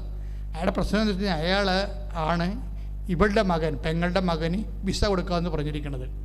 പക്ഷേ ഈ പെങ്ങളിപ്പോൾ എന്താ ചെയ്യാൻ പോണത്? എന്നാൽ സാരി കൊണ്ടേ കഴിച്ചിട്ട് ശരി. അപ്പോൾ പിന്നെ ഭർത്താവിനെ വിളിക്കും, നിങ്ങൾ പള്ളിയിൽ നിന്ന് വരുമ്പോൾ ഇറച്ചി മേടിച്ചുകൊണ്ട് പോകും, പന്നി മേടിച്ചുകൊണ്ട് പോരാൻ പറയും. ഇപ്പം വേറൊരു പന്നിയായിട്ട് ഇവിടെ മാറും. ഇതാണ് സംഭവം. ആൾക്കാരെങ്ങനെ പരാജയപ്പെടണമെന്ന് ഞാൻ പറഞ്ഞുതരാം. ഇപ്പം വെച്ചാൽ ഒന്നാമത്തെ സംഭവം എന്താണ്? ഒന്നാമത്തെ കുർബാനയ്ക്ക് മക്കളെ വിട്ട് ഭർത്താവിനെയും വിട്ട് അവർ പോയി. രണ്ടാമത്തെ കുർബാനയ്ക്ക് ഇവർ ഒരുങ്ങി പുറത്തേക്ക് വന്നപ്പോഴാണ് ആങ്ങളെ കാനഡയിൽ നിന്ന് വന്നത്. ഇനി ഇവനെ എങ്ങാനും വെറുപ്പിച്ച് കഴിഞ്ഞാൽ മകൻ വീട്ടിൽ നിൽക്കും. അതുകൊണ്ട് കർത്താവിൻ്റെ അടുത്ത് പോകണോ, കുർബാനയ്ക്ക് പോകണോ, ആങ്ങളെ പ്രസാദിപ്പിക്കണോ, ദൈവത്തെ പ്രസാദിപ്പിക്കണോ, ഈ ഒരു സംഭവം എടുത്തു കഴിയുമ്പോൾ മിക്കവാറുമുള്ള പെണ്ണുങ്ങളെല്ലാം പടം ചായും. എന്താണ്? ആങ്ങളെ പ്രസാദിപ്പിക്കും. ആങ്ങളെ പ്രസാദിപ്പിച്ചുകൊണ്ട് കുർബാനയല്ലേ, കുർബാന നാളെയും കൂടാതെന്ന് പറയും. അതാണ് സംഭവം. ആങ്ങളെ നിത്യത വരെ ഉണ്ടാകുമെന്നാണ് ഈ പെരിച്ചായുടെ ചിന്ത. ഈ പണ്ടാരം മിക്കവാറും നീ കാരണം തന്നെ ഈ മനുഷ്യൻ ദൈവത്തിൽ തകർന്നു പോകും. എന്താ കാരണം? ഒന്നുമില്ലെങ്കിലേ അവന് എന്തെങ്കിലും നല്ല വാക്ക് പറഞ്ഞിട്ട് നിനക്ക് ഇത് ഇപ്പം അളിയൻ വരും എന്ന് പറഞ്ഞാൽ ഫോണൊക്കെ കൊടുത്തിട്ട് അളിയനോട് സംസാരിച്ചിട്ട് നിനക്ക് നേരെ പള്ളിയിൽ പോകാം. പക്ഷേ പരിശുദ്ധാത്മാവ് നിനക്കില്ലാത്ത കാരണം നീ ഉടനെ വിളിച്ച് പറയുന്നത് എന്താണ്? ദേ അളിയൻ വന്ന് കേട്ടാ, അങ്ങനെ വന്നിട്ടുണ്ട്, നിങ്ങളെ പന്നി മേടിച്ചുകൊണ്ട് പോരാൻ പറയും. അതാണ് നീ പറയണത്. എന്നിട്ട് നീ സാരിയെല്ലാം കഴിച്ചിട്ട് നീ ഇവിടെ അടുക്കളയിൽ കയറിയൊക്കെയാണ്. ഇത് പിന്നെ കുറേ കുള വർത്തമാനം, നീ മെലിഞ്ഞു പോയില്ല, ചടച്ചു പോയില്ല, ആനെ കൂനെ ഒരു കാര്യമില്ലേ, അവനെ സോപ്പിടാൻ വേണ്ടി പഞ്ചാരടിക്കും ഒരു. അതായത് ഇതെല്ലാം ദൈവത്തിനറിയാം. നിൻ്റെ ഉടനെ നിൻ്റെ പെയിൻറ്റ് മാറണം കണ്ടില്ലേ? എന്തിനാണ് നിൻ്റെ ഈ ഗ്യാരണ്ടീഡ് കളറാണെന്ന് ചോദിക്കണതാണ് പ്രശ്നം. ഓരോ ഇഷ്യൂ ഉണ്ടാകണത് എന്താണ്? നിൻ്റെ വിശ്വാസം ഗ്യാരണ്ടി ഉള്ളതാണോ? പലരുടെയും വിശ്വാസം ഐസ്ക്രീമല്ല, ഈ കേക്കിൻ്റെ പുറത്തിരിക്കുന്ന ബട്ടറാണ് സാധനം. ബട്ടറാണ് അത്. പിള്ളേർക്ക് മാന്തി തിന്നാനുള്ള സാധനമാണ്. നമുക്ക് കേക്ക് മുറിക്കുമ്പോൾ കണ്ടിട്ടില്ലേ? ആരാ വരുന്നത് ആദ്യം? കുഞ്ഞുങ്ങൾ വരും. കുഞ്ഞുങ്ങൾ നമ്മൾ മുറിക്കണമുമ്പോൾ തന്നെ കൈയുടെ അകത്ത് കുഞ്ഞി കൈയും കൊണ്ട് വന്നിട്ട് അതൊക്കെ അതുപോലെ തത്തയും പൂച്ചയും അതുപോലെ തന്നെ പൂവൊക്കെ പറിച്ചു തിന്നുകൊണ്ട് പോകും. അപ്പോൾ നമ്മളിവിടെ കൈ പോവും അമ്മ എടുത്ത് തരാം, അമ്മ എടുക്കുക തരാമെന്ന് പറഞ്ഞു കഴിഞ്ഞാൽ അതൊന്നും സമ്മതിക്കത്തില്ല, കൊച്ചുപിള്ളയുടെ സ്വഭാവമാവില്ല. അപ്പോൾ എന്താണ്? കേക്കിൻ്റെ പുറത്തേക്കുള്ള ബട്ടർ കുഞ്ഞുങ്ങൾക്കുള്ളതാണ്. കേക്ക് ഉണ്ടാക്കുന്ന ആൾക്കാരുടെ ഉദ്ദേശം അതാണ്. ഷുഗർ പിടിച്ച പ്രായമുള്ളവർക്കുള്ളതല്ലത്, കുഞ്ഞുങ്ങൾക്കുള്ളതാണത്. അവർക്ക് രസം ഉണ്ടാക്കാൻ വേണ്ടി ഉണ്ടാക്കിയിരിക്കുന്നത്. അപ്പോൾ അവരതെങ്ങനെയെങ്കിലൊക്കെ കൈ മുറിച്ചൊക്കെ കൊണ്ടുപോയിക്കൊള്ളും. പക്ഷേ അതിൻ്റെ പ്രശ്നം എന്ന് വെച്ച് കഴിഞ്ഞാൽ ഇതുപോലെ ജീവിതത്തിൻ്റെ ബട്ടർ ഭാഗങ്ങൾ, ഇതുപോലെ ഉണ്ടാക്കി വച്ചിരിക്കുന്ന ഇതുപോലുള്ള ഭാഗങ്ങൾ, മധുരിപ്പിക്കുന്ന ഭാഗങ്ങൾ, ഇത് എന്തുമാത്രം ഉണ്ട് എന്നറിയാനും അത് നിന്നെ എപ്പോഴും ദൈവം ടെസ്റ്റ് ചെയ്തുകൊണ്ടിരിക്കും. എൻ്റെ മക്കളെ, ഇത് അത്ര നിസ്സാരമല്ല കേട്ടോ ക്രിസ്തീയ ജീവിതം എന്ന് പറയുമ്പോൾ. കാര്യം ഇതിൻ്റെ മോട്ടോ എന്ന് പറയുമ്പോൾ നമുക്ക് നിത്യതയല്ലേ. നിത്യതയായത് കാരണം നല്ല പേയ്മെൻറ്റ് കൊടുക്കേണ്ടി വരും. ഇപ്പം കർത്താവ് ഒരു വാക്ക് പറഞ്ഞില്ലേ, എന്താണ്? നിങ്ങൾ വിലക്ക് വാങ്ങപ്പെട്ടവരാണ്. ശ്രുതിക്കട്ടെ ഹല്ലേലൂയ ഹല്ലേലൂയ ഹല്ലേലൂയ ഹല്ലേലൂയ. കരങ്ങൾ ഉയർത്തിക്കൊണ്ട് ശ്രുതിക്കട്ടെ. Hallelujah hallelujah hallelujah. കർത്താവേ, ഞങ്ങളങ്ങേ സ്തുതിച്ച് പ്രാർത്ഥിക്കുന്നു. കർത്താവേ, ഞങ്ങളുടെ ജീവിത നിയോഗങ്ങളെ സമർപ്പിക്കുന്നു. കർത്താവേ, ഞങ്ങളുടെ വിദ്യാഭ്യാസം സമർപ്പിക്കുന്നു. ഈശോയെ ആരാധന ആരാധന ആരാധന. ഈശോയെ ആരാധന.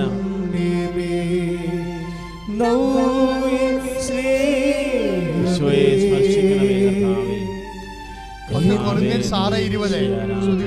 Hallelujah hallelujah hallelujah hallelujah hallelujah. കർത്താവേ, സ്പർശിക്കണമേ എന്ന് പ്രാർത്ഥിക്കുന്നു. Hallelujah hallelujah. യേശുവേ ആരാധന, യേശുവേ സ്തോത്രം, യേശുവേ ആരാധന, യേശുവേ ആരാധന, യേശുവേ ആരാധന, യേശുവേ ആരാധന, യേശുവേ മഹത്വം, യേശുവേ ആരാധന, യേശുവേ സ്തോത്രം, യേശുവേ ആരാധന, യേശുവേ മഹത്വം. കരങ്ങൾ ഉയർത്തിക്കൊണ്ട് സ്തുതിക്കട്ടെ. Hallelujah hallelujah hallelujah hallelujah hallelujah. യേശുവേ ആരാധന, യേശുവേ ആരാധന, യേശുവേ സ്തോത്രം, യേശുവേ നന്ദി നന്ദി കർത്താവേ, സ്തോത്രം ദൈവമേ. ഹല്ലേലൂയ ഹല്ലേലൂയ യേശുവേ സ്തോത്രം, യേശുവേ നന്ദി നന്ദി കർത്താവേ, സ്തോത്രം ദൈവമേ. Hallelujah hallelujah. കരങ്ങൾ ഉയർത്തിക്കൊണ്ട് സ്തുതിക്കട്ടെ. Hallelujah hallelujah hallelujah. യേശുവേ നന്ദി കർത്താവേ, സ്തോത്രം ദൈവമേ. കർത്താവേ, ഞങ്ങളങ്ങേ സ്തുതിച്ച് പ്രാർത്ഥിക്കുന്നു, ആരാധിച്ച് നന്ദി പറയുന്നു. Hallelujah hallelujah hallelujah. 1 Corinthians 6:20. നിങ്ങൾ വിലയ്ക്ക് വാങ്ങപ്പെട്ടവരാണ്, നിങ്ങൾ വിലക്ക് വാങ്ങപ്പെട്ടവരാണ്. ആകയാൽ നിങ്ങളുടെ ശരീരത്തിൽ ദൈവത്തെ മഹത്വപ്പെടുത്തുവിൻ. ഇതാണ് പ്രോബ്ലം. അതായത് നമ്മളെ കർത്താവിൻ്റെ വിശുദ്ധമായ രക്തത്താൽ ദൈവം അവൻ്റെ ജീവൻ ചുരിഞ്ഞ് സഹനത്തിലൂടെ വിലക്ക് വാങ്ങിയതാണ്. അതുകൊണ്ട് നമ്മളെന്താ ചെയ്യേണ്ടത്? നമ്മളും ദൈവത്തെ വിലക്ക് വാങ്ങേണ്ടി വരും. അതാണ് പ്രശ്നം. സൗജന്യമല്ല. ഇപ്പം എന്തുകൊണ്ടാണ് ഈ ആങ്ങളെ ഈ സമയത്ത് തന്നെ വന്നത്? പേയ്മെൻറ്റ് സീറ്റാണത്. 1 കൊറിന്തോസ് 7:23. 1 കൊരിന്ത്യർ 7:23. നിങ്ങൾ വിലയ്ക്ക് വാങ്ങപ്പെട്ടവരാണ്. നിങ്ങൾ വിലക്ക് വാങ്ങപ്പെട്ടവരാണ്. നിങ്ങൾ മനുഷ്യരുടെ അടിമകളായി തീരരുത്. നിങ്ങൾ മനുഷ്യരുടെ അടിമകളായി തീരരുത്. 1 കൊരിന്ത്യർ 7:23. അതായത് നമ്മളെ ദൈവം അവിടുത്തെ വിശുദ്ധമായ രക്തത്താൽ വിലക്ക് വാങ്ങിയതാണ്. അതുകൊണ്ട് തന്നെ ദൈവത്തെ നമുക്ക് കിട്ടണതിന് പേയ്മെൻറ്റ് ചെയ്യണം. പേയ്മെൻ്റ് എന്ന് പറഞ്ഞാൽ എന്താണ്? അതിൻ്റെ അകത്ത് വിശ്വാസമുണ്ട്, പ്രത്യാശയുണ്ട്, ദൈവസ്നേഹമുണ്ട്. ഇപ്പം ആങ്ങളെ വന്നപ്പോൾ ആങ്ങളയോടാണ് ആ സ്നേഹം. പള്ളിയിൽ പോണ അതാ ആങ്ങളുടെ കൂടെ നിന്ന് അവന് ഭക്ഷണം കൊടുക്കണ ഒരു ചോദ്യമാണ്. അപ്പോൾ ഈ പെങ്ങളെന്താ സംഭവിച്ചിരിക്കുന്നത്? പെങ്ങൾ പള്ളി നാളെ പോകാൻ സെക്കൻഡ് ഓപ്ഷൻ വെച്ച് കർത്താവിന് സെക്കൻഡ് ഓപ്ഷൻ ആക്കിയിട്ട് ആങ്ങളെ ഒന്നാമത്തെ ഓപ്ഷനാക്കിയെടുത്ത്. അതാണ് വിഷയം. ഒന്നാമത്തെ ഓപ്ഷനാക്കി. ഇതോടുകൂടി നിൻ്റെ കാര്യത്തിൽ തീരുമാനമായി. നിൻ്റെ കപ്പാസിറ്റി പോയി. We are talking about claim and capacity. ഉടമ്പടി കവനൻ്റ് എന്ന് പറയുന്നത് നമുക്ക് കപ്പാസിറ്റി ഉണ്ടാക്കുന്നതാണ്. ഈ കപ്പാസിറ്റിയാണ് നമ്മുടെ ക്ലെയിമിൻ്റെ ആധാരം. അത് എപ്പോഴും ഉണ്ടാക്കണം. അത് നിങ്ങൾ ക്രിസ്തുവിൽ വളരാൻ ഉദ്ദേശിക്കുന്നുണ്ടെങ്കിൽ, വളരാൻ ഉദ്ദേശിക്കട്ട ഇല്ലാതെ ഈ കപ്പ കഞ്ഞി IELTS അതുപോലെ തന്നെയുള്ള ജോലി അതുപോലെ തന്നെയുള്ള വിടുവെപ്പൊക്കെ മാത്രമാണെങ്കിൽ സെമിത്തേരി വരെ മാത്രമേ ഈ സംഭവം വർക്കൗട്ട് ചെയ്യത്തുള്ളൂ. നിത്യതയാണ് ഉടമ്പടിയിലെ ആത്യന്തികമായ ലക്ഷ്യം. അങ്ങനെ വരുമ്പോൾ നമ്മളെപ്പോഴും ശ്രദ്ധിക്കേണ്ട ഒരു വിഷയം, അതായത് നമ്മുടെ കപ്പാസിറ്റി വർദ്ധിപ്പിക്കാൻ നോക്കണം. കപ്പാസിറ്റി എന്താണ്? അത് നമ്മൾ ദൈവവുമായിട്ടുള്ള, ഇപ്പോൾ നമ്മൾ വിലക്ക്, ഇപ്പോൾ 1 കൊരിന്ത്യർ 7:23 നിങ്ങൾ വിലയ്ക്ക് വാങ്ങപ്പെട്ടവരാണ്. അപ്പോൾ സ്വാഭാവികമായിട്ട് അറിയാമല്ലോ, ഞാൻ നിന്നെ വാങ്ങിയാണ് പേയ്മെൻറ്റ് കൊടുത്താണ്, എൻ്റെ ബ്ലഡ് കൊടുത്താണ് നിന്നെ വിലക്ക് വാങ്ങിയിരിക്കണത് എന്നാണ് ഈശോ പറയണത്. അപ്പോൾ നമ്മളെ വിലക്ക് വാങ്ങുമ്പോൾ സ്വാഭാവികമായിട്ട് നമ്മുടെ ഈ ഭാഗത്ത് നമ്മളും അതിൻ്റെ പേയ്മെൻറ്റ് കൊടുക്കാൻ ബാധ്യസ്ഥരാണ്. പേയ്മെൻറ്റ് നമുക്ക് എങ്ങനെയെല്ലാം കൊടുക്കാൻ പറ്റും? ദൈവത്തിൻ്റെ അതാണ് നമ്മുടെ കപ്പാസിറ്റി എന്ന് പറയണത്. നമുക്ക് വിശ്വാസം നമ്മുടെ പേയ്മെൻറ്റാണ്. പ്രത്യാശ, ഇപ്പം അങ്ങനെ പറഞ്ഞു കേട്ടില്ലേ? ആരാണ്? ഞങ്ങൾ രാവിലെ നടപടി 26:7 എന്താണ്? ഞങ്ങൾ വാഗ്ദാനം പ്രാപിക്കാൻ വേണ്ടി ഞങ്ങൾ രാവും പകലും ആരാധനയെ ചെലവഴിച്ച്, പേയ്മെൻറ്റാണത്. അത് പേയ്മെൻറ്റ് കൊടുക്കുകയാണ്. അതിനെന്ത് വേണം? അവർക്ക് പ്രത്യാശ വേണം. രാവും പകലും ആരാധന ചെലവഴിക്കണമെങ്കിൽ വിശ്വാസം വേണം. പിന്നെ എന്ത് വേണം? കാര്യം എന്താ പറയുക? ഞങ്ങൾ രാവും വാഗ്ദാനം പ്രാപിക്കാൻ വേണ്ടി പറഞ്ഞത് രാത്രിയും പകലും തീഷ്ണതയോടെ ആരാധന അർപ്പിച്ചുകൊണ്ട് ഈ വാഗ്ദാനം പ്രാപിക്കാമെന്ന് പ്രത്യാശിക്കുന്നു. അപ്പം വാഗ്ദാനം പ്രാപിക്കാൻ വേണ്ടി അവരെന്താ ചെയ്തത്? യഹൂദ ജനത രാവും പകലും ആരാധന നടത്തി. അതിൻ്റെ അകത്ത് എന്തൊക്കെ ഉണ്ട്? വിശ്വാസമുണ്ട്, അല്ലേ? വിശ്വാസമുണ്ട്. പിന്നെ എന്താണ്? പ്രത്യാശ. പിന്നെ ദീർഘക്ഷമയുണ്ട്. ചില കാര്യങ്ങൾക്ക് ഇത്തിരി താമസിക്കും, ദീർഘക്ഷമ. അത് ഉടമ്പടിയിൽ ആ വിഷയം അധികം വരണില്ല. പക്ഷേ എങ്കിലും ഹെവി ഡ്യൂട്ടി ചില വിഷയങ്ങൾ, നിത്യത ആണ് നിയോഗമായിട്ട് വരുന്ന ചില വിഷയങ്ങളുണ്ട്. നിത്യത നിയോഗമായിട്ട് വരുന്ന വിഷയങ്ങൾ. ഇപ്പോൾ ഒരു ചേച്ചി എന്നോട് പറഞ്ഞു, ഞാൻ 14 കൊല്ലം എൻ്റെ അമ്മയെ അവിടെ കിടക്കയിൽ ശരീരം അഴുകാതെ അവരെ സംരക്ഷിച്ചു. എൻ്റെ അനിയത്തിയുടെ മനസ്സമ്മതത്തിന് പോലും ഞാൻ പോയിട്ടില്ല. 14 കൊല്ലം ഈ അമ്മ തളർന്നു പോയ ആളാണ്, പ്രഷർ ഇടിച്ച്. അവിടെ മുതുക് വ്രണപ്പെടാതിരിക്കാൻ വേണ്ടി, അഴുകാതിരിക്കാൻ വേണ്ടി ഈ മരുമകൾ സ്വന്തം മകളെക്കാൾ നല്ലവണ്ണം അവരെ നോക്കുകയാണ്. അതാണ് അവിടെ കപ്പാസിറ്റി. എന്താ കാര്യം? മാതാപിതാക്കന്മാരെ ബഹുമാനിക്കുന്നുള്ള വചനം കർത്താവിൻ്റെ സ്നേഹത്തെപ്പെടുത്തി തളർന്നുപോയ ആൾക്കാർ നമ്മൾ ചെന്നാൽ മാത്രമേ അവരൊന്നും മറിച്ചിടാനോ തിരിച്ചിടാനോ പറ്റത്തുള്ളൂ. അത് നമ്മൾ കർത്താവിൻ്റെ നാമത്തിൽ ചെയ്യുമ്പോൾ എന്നാ പറ്റണതാണത്? കർത്താവിനെ തന്നെയാണ് ആ ശുശ്രൂഷ പോണത്. ഇതാണ് നമ്മുടെ കപ്പാസിറ്റി എന്ന് പറയുന്നത്. ഉടമ്പടി നിങ്ങളെ കപ്പാസിറ്റി വർദ്ധിപ്പിക്കും. ഞങ്ങൾ ഇവിടുന്ന് നിങ്ങളോട് പറയും, രോഗികളെ കാണുക, അവരെ കുളിപ്പിക്കുക, നിങ്ങൾ പ്രേക്ഷിത പ്രവർത്തനം നടത്തുമെന്ന് പറയുമ്പോൾ, ഇനി അത് ചെയ്യണമില്ല ഇത് ചെയ്യണമില്ല എന്ന് പറഞ്ഞാൽ മോന്തയും കയറ്റി അളിഞ്ഞ മോന്തയുമായിട്ട് ചില പെരിച്ചാഴികൾ ഇവിടുന്ന് പോകുന്നുണ്ട്. അവരൊരു കാലത്ത് ഗുണം പിടിക്കത്തില്ല. എന്താ കാര്യം എന്ന് വെച്ച് കഴിഞ്ഞാൽ, അവർ ദൈവത്തിന് വേണ്ടി വന്നതല്ല, അവരുടെ വയറ്റുപൂർണ്ണത്തിന് വേണ്ടി വന്ന് വെറുതെ കൃപാസനത്തിൻ്റെ സമയം കളയണതാണ്. അപ്പം അങ്ങനെ വരുമ്പോൾ എന്താ പ്രശ്നം എന്ന് വെച്ച് കഴിഞ്ഞാൽ, ദൈവത്തിന് അവരെ കൊണ്ടൊരു പ്രയോജനമില്ല. കാര്യം എന്താണ്? ദൈവം ചില കാര്യങ്ങൾക്ക് അവർക്ക് കപ്പാസിറ്റി ഇല്ല. ഇത്തിരി ഹെവി ഇവർ രോഗിയായ കുടുംബത്തിൽ തന്നെ ഉണ്ട് രോഗികൾ കുളിപ്പിക്കാൻ വേണ്ടി മാത്രമുള്ളവർ. ഇപ്പോൾ 2 കുഞ്ഞുങ്ങൾ, അനിയൻ്റെ ഭാര്യയാണ്, അവർക്ക് 2 കുഞ്ഞുങ്ങളുണ്ട്, പിഞ്ചു കുഞ്ഞുങ്ങളാണ്. അപ്പോൾ അതുങ്ങളെ ആ കാര്യമുള്ളത് കണ്ട് അപ്പന് ഭക്ഷണമൊക്കെ ഉണ്ടാക്കി കൊടുക്കും, പക്ഷേ കുളിപ്പിക്കാൻ പറ്റത്തില്ല.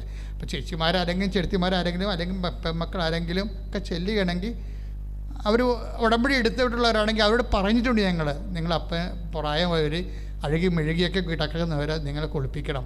അതെന്താണ്? അത് നമ്മുടെ കപ്പാസിറ്റി വർദ്ധിപ്പിക്കാനാണ്. കപ്പാസിറ്റി വർദ്ധിച്ചാൽ, ദൈവദൃശ്യ കപ്പാസിറ്റി വർദ്ധിച്ചാൽ എന്ത് സംഭവിക്കും? നമുക്ക് ക്ലെയിം ഉണ്ടാകും. ക്ലെയിം കർത്താവിൻ്റെ കപ്പാസിറ്റി എന്ന് പറയുന്നില്ല, അതല്ലേ ഇപ്പോൾ അയാൾ പറയണത് 3:6 പറയണില്ലേ അല്ലേ? നടപടി പുസ്തകം പറയുമ്പോൾ ഉടൻ തന്നെ കാണുമ്പോൾ എന്താ കപ്പാസിറ്റിയെക്കുറിച്ചാണ് പറയണത്. എനിക്ക് പൊന്നും വെള്ളിയോ ഒന്നുമില്ല, വെള്ളിയോ സ്വർണമോ എന്റെ കയ്യിലില്ല. നടപടി 3:6 അല്ലേ? അതെ അതെ, നടപടി 3:6 ഒന്ന് പറഞ്ഞേ. വെള്ളിയോ സ്വർണമോ എന്റെ കയ്യിലില്ല, വെള്ളിയോ സ്വർണമോ എന്റെ കയ്യിലില്ല, എനിക്കുള്ളത് ഞാൻ നിനക്ക് തരുന്നു. നസ്രായനായ യേശുക്രിസ്തുവിന്റെ നാമത്തിൽ എഴുന്നേറ്റ് നടക്കുക. അപ്പൊ തന്റെ കപ്പാസിറ്റിയാണ് 10 ദിവസം പറഞ്ഞത്. വെള്ളിയും സ്വർണമൊന്നുമില്ല, പണിക്ക് പോയിട്ട് വർഷങ്ങളും മാസങ്ങളൊക്കെ ആയി, സാമ്പത്തികമായ വില ഗതിയൊന്നും ഇല്ല. പക്ഷെ അതൊന്നും ആ മനുഷ്യൻ്റെ ആന്തരികമായ മനസ്സിനെ ഒന്നും ബാധിക്കണില്ല. ഇപ്പം നമുക്ക് സാമ്പത്തികം, ഇപ്പം നാളത്തെ ആഹാരത്തിന് നമുക്ക് കണ്ടില്ല എന്നുണ്ടെങ്കിൽ നമുക്ക് കെട്ടിത്തൂങ്ങാൻ കയറെടുക്കത്തില്ലേ? അത് കഴിഞ്ഞാൽ നമ്മളുടെ ദൈവവിശ്വാസം ഇല്ലാത്തതുകൊണ്ട് അങ്ങനെ സംഭവിക്കുന്നതാണ്. അല്ലെങ്കിൽ എൻ്റെ കർത്താവ് അയാൾ പറയുന്നത് എന്താണ്? എനിക്ക് പൊന്നും വെള്ളിയും ഇല്ല, ഞാൻ അതിന് മോന്തയും കയറ്റി നിലയും വിളിച്ച് നാട്ടുകാരുടെ തെറി ദൈവത്തിൽ തെരുവഞ്ഞ് നാട്ടുകാരെ കുടുംബക്കാരുടെ തെറിയും പറഞ്ഞ് നടക്കണില്ല. ഇപ്പോൾ നമ്മുടെ വീട്ടിൽ നിന്ന് 10 മണിയാകുമ്പോൾ പെണ്ണുമ്പിള്ള കിടത്തേക്കറി നിൻ്റെ ശ്രീധം കൊണ്ടുവന്നിട്ടില്ല, നിനക്ക് തന്നില്ല, നിൻ്റെ ആങ്ങളെന്നെ പറ്റിച്ച് നിൻ്റെ അപ്പനെ പറ്റിച്ച് എന്ന് പറഞ്ഞ് പുള്ളി 2 വാട്ടിച്ച് അടിച്ചുകൊണ്ട് വെറുതെ ഇരുന്നതിന് പഞ്ചാംഗം വായിക്കണം കാണാൻ വീട്ടിലിരുന്നുണ്ട്. ഇങ്ങനെയൊക്കെ തല്ലിക്കൊല്ലണം ശരിക്കും പറഞ്ഞാൽ. എന്താ പ്രശ്നം വെച്ച് കഴിഞ്ഞാൽ അവനിലേക്ക് ദൈവമില്ല, ദൈവത്തിലല്ല ആശ്രയിക്കണത്. പെണ്ണുമ്പിള്ളയുടെ ആങ്ങളുടെ വീട്ടിൽ നിന്ന് പഴയ അപ്പൻ രോഗിയായതുകൊണ്ടാണ് അവർ പല പ്രാവശ്യം പറഞ്ഞുകൊണ്ട് ഇടും മനുഷ്യ അപ്പൻ തന്നേനെ, അപ്പൻ്റെ കിടപ്പായി പോയില്ലേ, ഇപ്പോൾ അവിടുത്തെ കൈകാര്യങ്ങളൊക്കെ മാറിപ്പോയി. എത്ര ഇതൊക്കെ ഇയാൾക്ക് അറിയാം. ഇയാൾ വാട്ടിസ് അടിച്ച് കഴിയുമ്പോൾ അതിന് ഇവിടെ കഴുത്തേക്കാറായിരിക്കാൻ വേണ്ടി ജാമ്യം എടുക്കണതാണ് ഇവിടെ ശ്രീധരൻ പറഞ്ഞുകൊണ്ട്. ഇങ്ങനെയുള്ള എല്ലാ തരികിട പരിപാടികളും കർത്താവിന് നിൻ്റെ ഹൃദയം അറിയാം. മനുഷ്യൻ മുഖം നോക്കുന്നു, ദൈവം ഹൃദയം അറിയുന്നു. അപ്പോൾ ദൈവത്തെ മറന്ന് നീ ഒരു ഡയലോഗിനും പോകരുത്. എന്താ? നിൻ്റെ കപ്പാസിറ്റി പോകും. നീ കാര്യം വെച്ചാൽ നമ്മൾ വിത്തിനിട്ടിരിക്കുന്ന നെല്ലില്ലേ, അതെടുത്ത് നമ്മൾ കുത്തി കഞ്ഞി വെച്ചാലുള്ള അവസ്ഥ എന്താ? എന്നുവെച്ചാൽ ഇതുപോലെയാണ് ചില ആൾക്കാർക്ക് സംഭവിക്കണത്. എന്ന് വെച്ചാൽ നമ്മൾ വിത്തിന് ഇട്ടിരിക്കണ നെല്ല്, ഇപ്പം നെല്ലും എൻ്റെ ഒരു കാലം പോയി, ഇപ്പം തഴവില്ല. എല്ലാം ആൾക്കാർ റിസോർട്ടുകാർ കൊണ്ടുപോയി അവർ പത്താഴമൊക്കെ ഉണ്ടാക്കി സായിപ്പന്മാർക്ക് കഞ്ഞിയും കാപ്പിയൊക്കെ കൊടുക്കുന്നുണ്ട്. എല്ലാ നാട്ടിലുള്ള എല്ലാ പത്താഴം പോയില്ല, കുടുംബങ്ങളെല്ലാം പോയില്ലേ, എല്ലാം പൊളിച്ച് വിറ്റവരുണ്ട്. അല്ലാത്തവർ റിയൽ എസ്റ്റേറ്റുകാരല്ലാത്തവരൊക്കെ പത്താഴം വലിയ വിലക്ക് മേടിച്ചു കൊണ്ടുപോയി റിസോർട്ടിൽ ഭംഗിയായിട്ട് പഴയ ഒരു ആൻറ്റിക്വിറ്റി പോലെ സൂക്ഷിക്കുന്നുണ്ട്. എന്തും ആയിക്കോട്ടെ. പക്ഷേ പണ്ടത്തെ ഒരു വർത്തമാനമാണ്. എന്താണ്? അതായത് ഈ വിത്തിന് ഇട്ടിരിക്കുന്ന നെല്ലെടുത്തിട്ട് ആൾക്കാർ കഞ്ഞി കുത്തി കുടിക്കും, കഞ്ഞി വെച്ച് കഴിക്കും. എന്ന് വെച്ച് കഴിഞ്ഞാൽ പ്രശ്നം വെച്ച് കഴിഞ്ഞാൽ നീ ഇതുപോലെയുള്ള ഡയലോഗ് ഫിറ്റ് ചെയ്യുമ്പോൾ എന്തെങ്കിലും കൃപ നിനക്കുണ്ടെങ്കിൽ അതുകൂടി പോയി കിട്ടും. മനസ്സിലായില്ലേ? നീ കുഞ്ഞുനാളിലല്ലാത്ത എന്ത് നല്ല നന്മ പ്രവർത്തികളൊക്കെ ഒത്തിരി ചെയ്ത് കാണുമല്ലോ. ഒരു മനുഷ്യൻ ജീവിച്ച് മുന്നോട്ട് പോകുമ്പോൾ പല നല്ല പ്രവർത്തികളും ചെയ്ത് കാണും. പക്ഷേ ദൈവത്തിനെ മറന്ന് ഇതുപോലെ നീ വെള്ളമടിച്ചതിൻ്റെ പേരിൽ ഭാര്യ നിൻ്റെ മേക്കെട്ട് കയറായിരിക്കാൻ വേണ്ടി അത് ഈ മൂടുപടമായിട്ടും നിൻ്റെ വീട്ടിൽ നിന്ന് തളർന്ന് കിടക്കുന്ന അപ്പൻ ശ്രീധരൻ തന്നില്ലെന്ന് പറഞ്ഞ് നീ ഇവിടെ പെയ്ത് പെറുക്കിയ എന്താ സംഭവിക്കാൻ പോണത്? നീ വിത്തിനിട്ടിരിക്കുന്ന നെല്ല്, നിൻ്റെ കയ്യിൽ ഉണ്ടായിരുന്ന ഇരിപ്പ് ദ്രവ്യം, അതായത് നിൻ്റെ ഇരിപ്പ് ദ്രവ്യമില്ലേ, അത് നഷ്ടപ്പെടും. അത് നഷ്ടപ്പെടുത്തരുത് ഒരിക്കലും. മണ്ടത്തരവാണ്. പക്ഷേ ഇത് പറഞ്ഞു തരാൻ പരിശുദ്ധാത്മാവ് ഉണ്ടാകണ്ടേ? പരിശുദ്ധാത്മാവിന് വീട്ടിൽ നിർത്തിയിട്ട് വേണ്ട പരിശുദ്ധാത്മാവ് ഉണ്ടാകാൻ. അപ്പോൾ ഈ ക്രിസ്തീയ ജീവിതം ആത്മാവിലുള്ള ജീവിതമാണ്. ആത്മാവ് പറയട്ടെ, മകനെ ഇപ്പോഴൊന്നും സംസാരിക്കരുത്, ഇതൊന്നും വിഷയമല്ല, അപ്പൻ തളർന്ന് കിടക്കുകയാണ്. അപ്പനെ കൊണ്ടല്ലല്ലോ നിന്നെ സൃഷ്ടിച്ചിരിക്കുന്നത്. സത്യമില്ല. അത് ആരെയും സൃഷ്ടിച്ചിരിക്കുന്നത് അപ്പനെയും അമ്മനെയും കണ്ടുകൊണ്ടല്ല, സഹോദരങ്ങളെ കണ്ടുകൊണ്ടുമല്ല. എന്താണ്? ദൈവത്തെ ഒരാളെ കണ്ടുകൊണ്ട് മാത്രമാണ്. അതുകൊണ്ട് ഈശോ എന്താ പറഞ്ഞത്? അപ്പനെന്ന പിതാവ് ഈ ഭൂമിയിൽ ആരെങ്കിലും അപ്പാ ഇപ്പാന്ന് വിളിക്കേണ്ട കാര്യമില്ല. നിൻ്റെ അപ്പൻ ഞാനാണ്. 10:23 വചനമില്ലേ? അല്ല, മത്തായി ശ്ലീഹായുടെ സുവിശേഷം 10:23 എന്താ പറയണത്? നിങ്ങൾ ഭൂമിയിൽ ആരെയും പിതാവെന്ന് വിളിക്കരുത് എന്ന് വെച്ച് കഴിഞ്ഞാൽ എൻ്റെ അർത്ഥം എന്താണ്? പിതാവിൻ്റെ സ്ഥാനമെന്ന് പറയണത് എന്താണ്? അവൻ നിത്യനായ പിതാവ്. 9:54 വായിക്കുക. ഐസയ 9:54 എന്താ പറയണത്? അവൻ നിത്യനായ പിതാവ്, സമാധാന പ്രഭു, ദൈവമാണ് പിതാവെന്ന്. ദൈവത്തെ പിതാവെന്ന് വിളിക്കുമ്പോൾ എന്താ പറ്റണത്? നിൻ്റെ പിതാവിൽ നിന്ന് നിനക്ക് ഓഹരി കുറഞ്ഞു പോയാൽ, നിൻ്റെ അമ്മായിയപ്പൻ നിനക്ക് ഓഹരി കുറഞ്ഞു പോയാൽ അത് പിതാവായ ദൈവം നിന്നെ റെക്ടിഫൈ ചെയ്യും. ദൈവത്തെ വിശ്വസിക്കുന്നവർക്ക് ഒന്നിനും കുറവുണ്ടാകത്തില്ലെന്ന് പറഞ്ഞതാരാണ്? എല്ലാ കുറവുള്ളൊരു മനുഷ്യനാണത് പറഞ്ഞത്. കർത്താവിൻ്റെ ഇടയനാകുന്നു, എനിക്കൊന്നിനും കുറവുണ്ടാകത്തില്ലെന്ന് ആരാണ് പറഞ്ഞത്? എടാ ദാവീദ് പറഞ്ഞാണ്. എപ്പോഴാണ് പറഞ്ഞത്? അതായത് എല്ലാ കുറവുണ്ടെന്ന് ഉള്ളൊരു മനുഷ്യനാണ്. കാര്യം എന്താണ്? സാമുവേൽ അഭിഷേക തൈലമായിട്ട് വരുമ്പോൾ ജെസ്സെ ഓരോ മക്കളെ പിടിച്ച് നിർത്തുമ്പോഴേ അവനല്ലെന്ന് ആത്മാവ് സാമുവേൽ പ്രവാചകനോട് പറഞ്ഞുകൊണ്ടിരിക്കും. പിന്നെ നിനക്ക് ഇത്രയും മക്കളുള്ളത് ചോദിക്കാൻ പറഞ്ഞു. ഒരുത്തരുണ്ട്, അവൻ എപ്പോഴും പാട്ടും കൂത്തുമായിട്ട് നടക്കുകയാണ്. അവനെക്കൊണ്ടൊരു കഥയില്ല. ഞങ്ങൾ ആടനെ മേയ്ക്കാൻ പറഞ്ഞ് വിട്ടിരിക്കും. വിളി അവനെന്ന് പറയും. അവൻ വരുമ്പോൾ ആത്മാവ് പറയും, ഇവനാണ് അവൻ. ആരാണ്? അവൻ്റെ തലയിലിട്ട് അഭിഷേക തൈലം ഒഴിക്കും. അവനായി എഴുതിയിരിക്കുന്നത് കർത്താവ് എൻ്റെ ഇടയനാണ്. എന്താ കാര്യം? എനിക്കൊന്നിനും കുറവില്ല. അപ്പം എനിക്ക് കുറേ കുറവ് കണ്ടായിരുന്നു, അതുകൊണ്ട് എന്നെ വീട്ടിൽ നിർത്തിയിട്ടില്ല. ഒരിക്കൽ സാവൂൾ ചോദിക്കുവേ, നിനക്ക് വല്ല യുദ്ധം ചെയ്ത് വല്ല പരിചയം ഉണ്ടെന്ന് ചോദിക്കാൻ പറയും, എനിക്കതിൽ കുറവാണ്. എൻ്റെ അപ്പൻ എന്നെ യുദ്ധമൊന്നും പഠിപ്പിച്ചിട്ടില്ല. അപ്പോൾ നിനക്ക് പിന്നെ ഈ ഫിലിസ്തീനെ എങ്ങനെയാണ് നീ കൈകാര്യം ചെയ്യണത്? അത് ഞാൻ കരടിയെയും സിംഹത്തിനൊക്കെ ആടിനെ ആക്രമിക്കാൻ വരുമ്പോൾ ഞാൻ അതിനെ കാലെ പിടിച്ച് നിലത്തിട്ടടിച്ചിട്ടുണ്ട്. മാതാവി, സാവൂളെ എഴുന്നേക്കൂടനെ. കാര്യം സാവൂളൊരു പൂച്ചയെ പോലും കൊന്നിട്ടില്ല.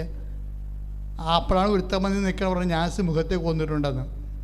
അപ്പോൾ അതാണ് മനുഷ്യന്മാരുടെ മുമ്പിൽ എല്ലാ കുറവുള്ള ആളാണ്. യുദ്ധം പഠിച്ചിട്ടില്ല. അതുകൊണ്ട് ഗോലിയാത്തിനെ കാണുമ്പോഴെന്താ പറയണത്? നീ നിൻ്റെ വാളിലും കുന്തത്തിലുമൊക്കെയാണ് ആശ്രയിക്കുന്നത്. ഞാൻ എൻ്റെ ദൈവമായ കർത്താവിലാണ് ആശ്രയിക്കുന്നത്. ഞാൻ ദാവീദിൻ്റെ കല്ലറയിൽ പോയി എന്ന് കണ്ണീരോടെ ഒരു ജപമാല മൊത്തം ചൊല്ലിയതാണ്. അതിൻ്റെ പേരിൽ എൻ്റെ കൂടെ ഉണ്ടായിരുന്ന ആൾക്കാരെല്ലാം എന്നെ അറിയാതെ പോയി കളഞ്ഞതാണ്. എന്നിട്ട് ഞാൻ പഴയ ജെറുസലേം മുഴുവനും 3 മണിക്കൂർ ഞാനും വിജയകുമാറും കൂടി അലഞ്ഞു നടന്നാണ് നട്ടപ്രാന്തം വെയിലത്ത്. അത്രയും മനസ്സുരുകി പ്രാർത്ഥിച്ചാണ്. കാര്യം ദാവീദ് ആരാണെന്ന് എനിക്കറിയാമായിരുന്നു. ഞാൻ എന്ന് ഈശോയോട് ചോദിക്കുമായിരുന്നു, ഈശോ ദാവീദ് കുറേ കുഴപ്പങ്ങളൊക്കെ കാണിച്ച ആളല്ലേ, പിന്നെ നീ എന്തിനാ എപ്പോഴും അവനെക്കുറിച്ച് പറയണമെന്ന്? അവനെക്കുറിച്ച് പറയാൻ കാര്യം അവൻ ദൈവം എന്ന് മാത്രമേ അവൻ്റെ ജീവിതത്തിലുള്ളൂ. ദൈവം ആരാണെന്ന് അവനെ അറിയാം. കുറച്ച് കാര്യങ്ങളൊക്കെ കൈപ്പിശക് സ്വന്തം ശരീരത്തിൻ്റെ പരവശ്യങ്ങൾ കൊണ്ടുണ്ടായി പോയിട്ടുണ്ടെങ്കിലും ദൈവം അവനെ കൈവിട്ട് കളഞ്ഞിട്ടില്ല. അവനെ എഴുതി വച്ചിരിക്കുന്ന സാധനമാണ്, എൻ്റെ അപ്പൻ എന്നെ തിരക്കിയിട്ടില്ല, യുദ്ധം പഠിപ്പിച്ചിട്ടില്ല, എന്നെ ആ മക്കളിൽ ഒരു നല്ല ആളായിട്ട് കണ്ടിട്ടില്ല. അതുകൊണ്ട് എന്നെ കാടിനെയും പശുവിനെയും മേയ്ക്കാൻ വിട്ടതാണ്. എനിക്കെല്ലാ കുറവുണ്ട്. പക്ഷെ കർത്താവ് എൻ്റെ ഇടയനായത് കാരണം ഈ കുറവൊന്നും ഞാൻ അംഗീകരിക്കത്തില്ലെന്ന്. അതാണ് പ്രശ്നം. എനിക്കൊന്നും മുട്ടുണ്ടാവില്ലെന്നില്ലേ, എനിക്ക് കുറവൊക്കെ ഉണ്ട്, പക്ഷെ ഞാൻ അംഗീകരിക്കത്തില്ല. എന്താ കാര്യം? എല്ലാ കുറവിനെയും നികർത്തുന്നവനാണ് എൻ്റെ കർത്താവാണ് എൻ്റെ ഇടയനെന്ന് പറയും. ഇതാണ് ദൈവപൈതലെ ഇല്ലായ്മക്കാരൻ്റെ ഒരു വിശ്വാസമെന്ന് പറയുന്നത്. അവന് സൗന്ദര്യമില്ല, ആരോഗ്യമില്ല, അവന് സ്കില്ലില്ല, അവന് പെർഫോമൻസ് ഇല്ല, അവന് കപ്പാസിറ്റി ഇല്ല, അവന് പ്രൊഫഷൻസി ഇല്ല, അവന് പ്രൊഫൗണ്ട് അല്ല, അവന് ഒരു പ്രൊഫഷണലിസം ഇല്ല, ഒരു കോപ്പുമില്ല. പച്ച മലയാളത്തിൽ പറഞ്ഞ നാട്ടുകാരുടെ നാട്ടുഭാഷയെ പറഞ്ഞ ആർക്കെങ്കിലും ബുദ്ധിമുട്ടുണ്ടെങ്കിൽ ക്ഷമിക്കുക.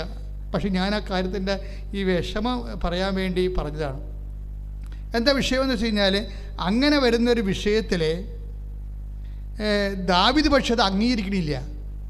അവന് കർത്താവുള്ളപ്പോൾ എല്ലാം ഉണ്ടെന്നാണ് പറയണത്. ഇതാണ് നിലപാടെന്ന് പറയണത്. നിൻ്റെ വീട്ടിലെ ഓരോരോ ഇല്ലായ്മക്കാർ, അവർ തന്നില്ല, ഇവർ തന്നില്ല, അവരങ്ങനെ അന്ന് എന്നെ കയറ്റി വിട്ടാൽ ഞാൻ ഇന്ന് എവിടെ ഇരുന്നേനാം? അന്ന് അയാൾക്ക് കിട്ടിയിരുന്നെങ്കിൽ എത്ര കല്യാണക്കാര്യം വന്നാണ്, വീട്ടുകാർ സമ്മതിക്കഴിഞ്ഞിട്ടല്ലേ. അയാളെയാണ് ഞാൻ കെട്ടിയിരുന്നെങ്കിൽ ഇന്ന് എന്ത് മെച്ചം ഉണ്ടായേനെ. ഇപ്പം ഞാൻ നിങ്ങളൊരു കണ്ടാമൃഗത്തോട് കാണിച്ചു തന്ന് അതിൻ്റെ പുറകെ ഇപ്പോൾ കെട്ടിയത് കൊണ്ടല്ലേ ഞാൻ ഇങ്ങനെ വാക്കപ്പെട്ട് പോണത്.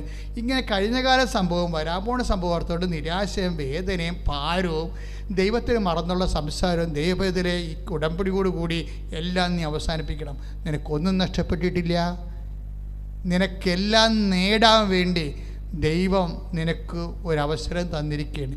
ഇനി ദൈവം മാത്രമെന്നും പറഞ്ഞ് ജീവിക്കാൻ നിനക്കൊരു കൃപ കൂടി കിട്ടട്ടെ. ശ്രുതിക്കട്ടെ hallelujah. Hallelujah, hallelujah, hallelujah, hallelujah. കരങ്ങൾ ഉയർത്തിക്കൊണ്ട് സ്തുതിക്കട്ടെ. Hallelujah, hallelujah. കർത്താവേ, വലിയ പ്രബോധനത്തിലൂടെ കർത്താവേ, ഉടമ്പടി ധ്യാനത്തിന്റെ ഞങ്ങളെ നിറച്ച് നന്ദി പറയുന്നു കർത്താവേ. കർത്താവേ, കേട്ട വചനങ്ങള് ഹൃദയത്തിൽ സ്വീകരിച്ചുകൊണ്ട് കർത്താവേ, ഉടമ്പടി നിബന്ധനകൾ പാലിച്ച് ദൈവം മാത്രമാണ് ഞങ്ങളുടെ കൂടെ ബോധ്യത്തിൽ ജീവിക്കാൻ ഈശോയെ ഞങ്ങൾ ജീവിക്കാനെടുക്കാൻ മുദ്ര ചെയ്യുന്നതിന് പ്രാർത്ഥിക്കുന്നു. യേശുവെ ആരാധന, ആരാധന. ഈശോയെ ഞങ്ങൾ അങ്ങേ സ്തുതിക്കുന്നു. ഈശോയെ ഞങ്ങൾ അങ്ങേക്ക് ആരാധന. ഹല്ലേലൂയ. യേശുവേ നന്ദി. യേശുവേ ആരാധന. കർത്താവേ, ഞങ്ങളെ സ്പർശിക്കണമേ. വലിയ നിമിഷത്തിലൂടെ, അനുഗ്രഹ നിമിഷത്തിലൂടെ ഞങ്ങൾ അങ്ങേക്ക് നന്ദി പറയുന്നു. യേശുവേ ആരാധന. Praise the Lord. Praise the Lord. അപ്പോൾ ദാവീദിൻ്റെ കപ്പാസിറ്റി എന്ന് പറഞ്ഞാൽ എന്താണ്? അവന് യുദ്ധം പഠിപ്പിച്ചിട്ടില്ല, പക്ഷേ കർത്താവ് അവന് യുദ്ധം പഠിപ്പിച്ചു. അവൻ്റെ ആട്ടിൻപറ്റങ്ങളിലേക്ക് സിംഹങ്ങളെ പറഞ്ഞു വിട്ടു. അവസാന സിംഹങ്ങളെ തല്ലിക്കൊല്ലേണ്ടത് അവൻ്റെ ഒരു നിലനിൽപ്പിൻ്റെ ആവശ്യമായി.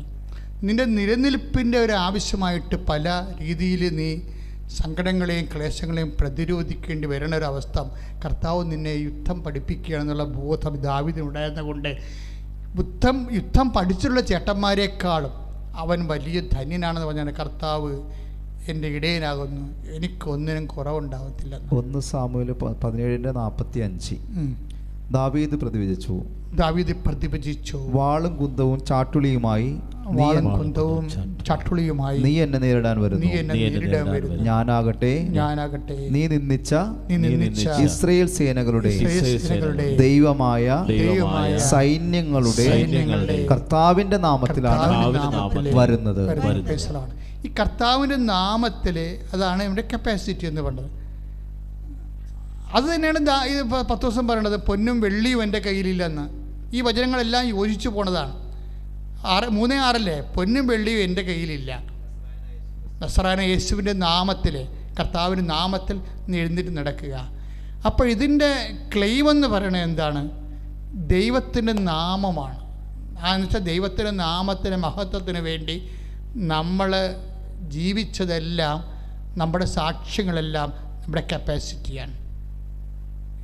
അത് തന്നെയാണ് നമ്മുടെ കപ്പാസിറ്റി, തന്നെയാണ് നമ്മുടെ ക്ലെയിം എന്ന് പറയുന്നത്. ക്ലെയിം ഇല്ലാതെ ഒരു ക്രിസ്ത്യാനിയായിട്ട് നമുക്ക് പുലരാൻ പറ്റത്തില്ല. ദൈവത്തിൻ്റെ തിരുസന്നിധി വരുമ്പോൾ നീ കപ്പാസിറ്റി ഉള്ളവനായിരിക്കണം. ദാവീദിനെ പോലെ പറയാൻ കഴിയില്ല, ഞാൻ സിംഹങ്ങളെ കൊന്നിട്ടുണ്ടെന്ന് പറയണം.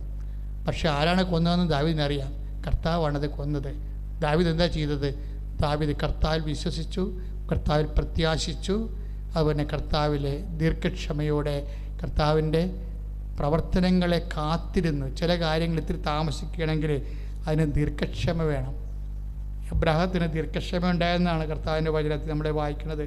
അതായത് ഹെബ്രായർ 6:15 ശ്രുതികടെ ഹല്ലേലൂയ, ഹല്ലേലൂയ, ഹല്ലേലൂയ, ഹല്ലേലൂയ.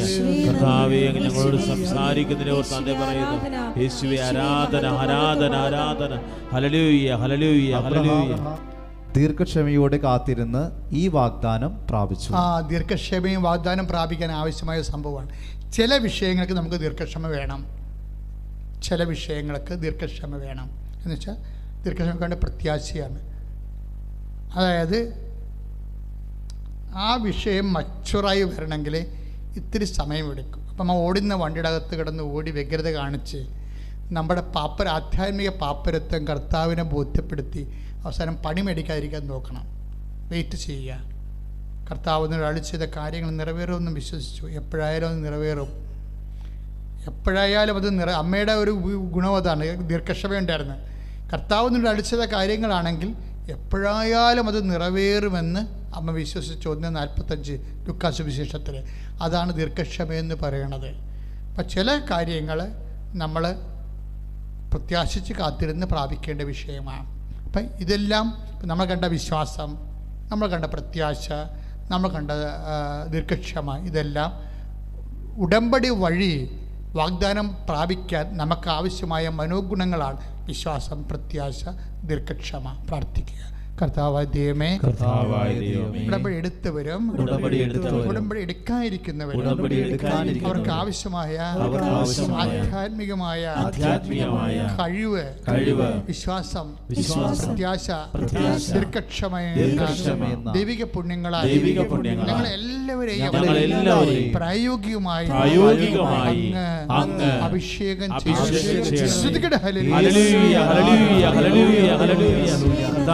ഉടമ്പടി എടുത്ത മക്കൾ ഓരോരുത്തരെയും ഓൺലൈൻ ഉടമ്പടി പ്രാർത്ഥിക്കുന്ന മക്കളെയും അങ്ങ് ദിവ്യകാരുണ്യത്താലൊക്കെ സ്പർശിക്കുകയും നന്ദി പറയുന്ന കർത്താവേ, അവിടെ നിയോഗങ്ങളെ തൊടുന്നതിന് നന്ദി പറയുന്ന കർത്താവേ, യേശുവേ ആരാധന, ഹല്ലേലൂയ ഹല്ലേലൂയ ഹല്ലേലൂയ, യേശുവേ ആരാധന, യേശുവേ ആരാധന.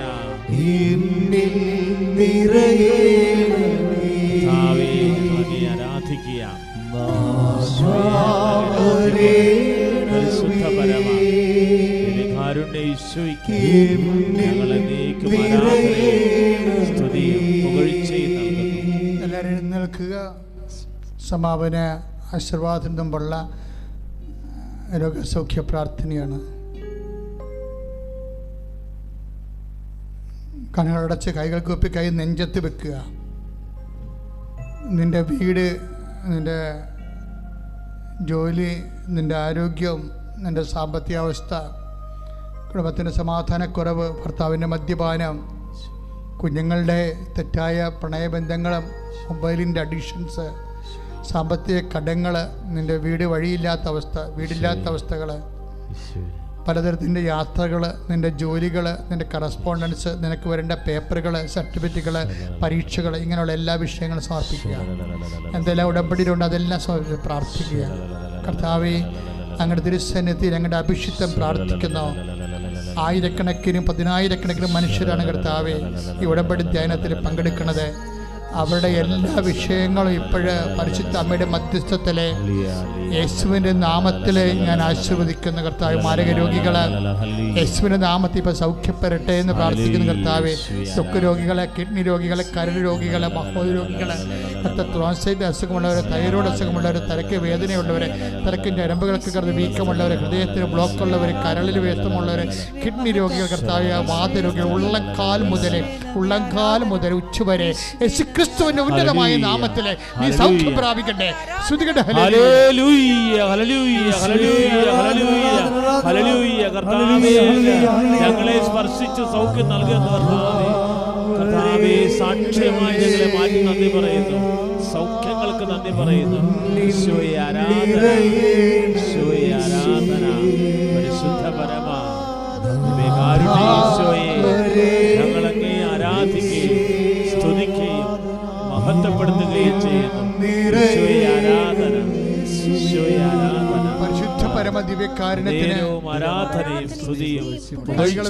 കൈകളെ വീണ്ടും രണ്ട് കൈകളും നെഞ്ചത്ത് വെച്ചുകൊണ്ട് നിന്റെ ജീവിതം, നിന്റെ കുടുംബം, നിന്റെ ജീവിതം, നിന്റെ ഹൃദയത്തിൽ വേദനിക്കുന്ന ഓരോ അവസ്ഥകൾ, ചിന്തകൾ, ഓർമ്മകൾ, നിന്റെ ഉത്കണ്ഠകൾ, നിന്റെ വ്യഗ്രതകൾ, നിന്റെ ഭാരങ്ങൾ എല്ലാം നിന്റെ കർത്താവിനെ ഏൽപ്പിക്കുക. കർത്താവേ, ഞാൻ 36 വർഷം അർപ്പിച്ച കുർബാനയുടെ യോഗ്യതയാൽ ഈശോയെ കർത്താവേ, കൃപാസ്ഥാനത്താരെ ജീവനോടെ പ്രത്യക്ഷപ്പെട്ട പരിശുദ്ധമ്മയുടെ മധ്യസ്ഥത്താൽ ഇപ്പോൾ കൈനെഞ്ചത്ത് വെച്ചുകൊണ്ട് ഈ ആരാധന കൂടുന്ന മക്കളുടെ ഹൃദയനെഞ്ചിലുണ്ടാകുന്ന പുകച്ചിലുകള്, ഭാരങ്ങൾ കർത്താവേ, എന്തെല്ലാം വിഷയങ്ങളിൽ അവിടെ മനസ്സിന് വേദന അനുഭവിക്കുന്നവരെ ഹൃദയത്തിൽ കർത്താവേ, ഓരോ ദിവസം കർത്താവേ എന്തെല്ലാം ഭാരങ്ങൾ, വേദനകൾ, രോഗങ്ങൾ, പല വിഷയങ്ങളെക്കുറിച്ചുള്ള ഉത്കണ്ഠകൾ, ആദികൾ, ഭീതികൾ, വ്യഗ്രതകൾ മനസ്സിൽ കടന്നു പോകുന്ന ആ മനസ്സുകളെല്ലാം കർത്താവേ ജീവിക്കുന്ന ദൈവമേ നിന്റെ തിരുമുറവാർന്ന് വർദ്ധികരത്താൽ സ്പർശിക്കണമേ.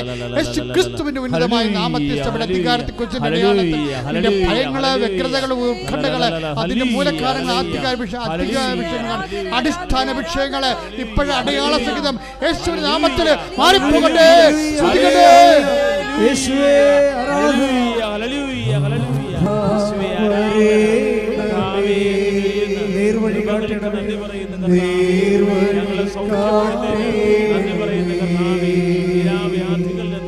ഞങ്ങളെ വീണ്ടെടുത്ത് നന്ദി പറയുന്ന കർത്താവേ, ഈ ആരാധന ആയിരുന്നു കൊണ്ട്, ഓൺലൈൻ ആയിരുന്നു കൊണ്ട്, തത്സമയം മക്കളെ അങ്ങ് സ്പർശിച്ച് നന്ദി പറയുന്നു. ആരാധന. നമുക്ക് സമാപനാശ്വാസം. ദിവ്യകാരുണ്യനാഥൻ്റെ ആശീർവാദം നമുക്ക് ശിരസ് നമിച്ച് സ്വീകരിക്കാം. മൗനമായിട്ട് നമ്മുടെ വിഷയങ്ങൾ ദിവ്യകാരുണ്യ സന്നിധിയിൽ സമർപ്പിക്കാം.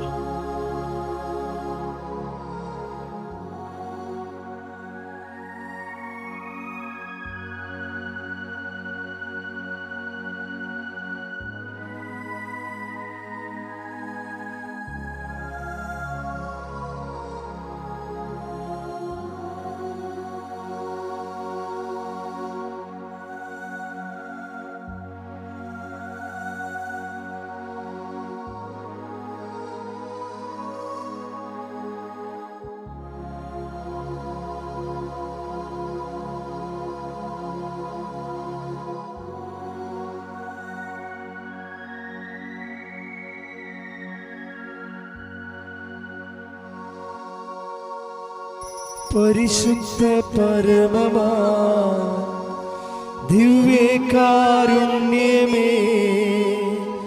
എന്നുമെന്നും അങ്ങേക്കാരാധന.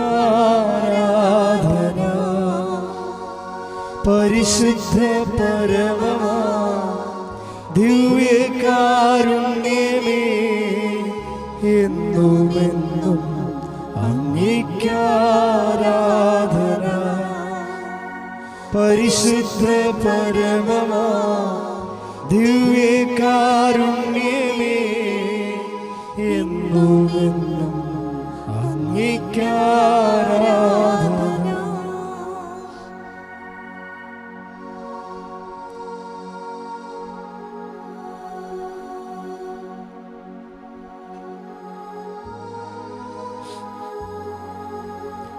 ആവേ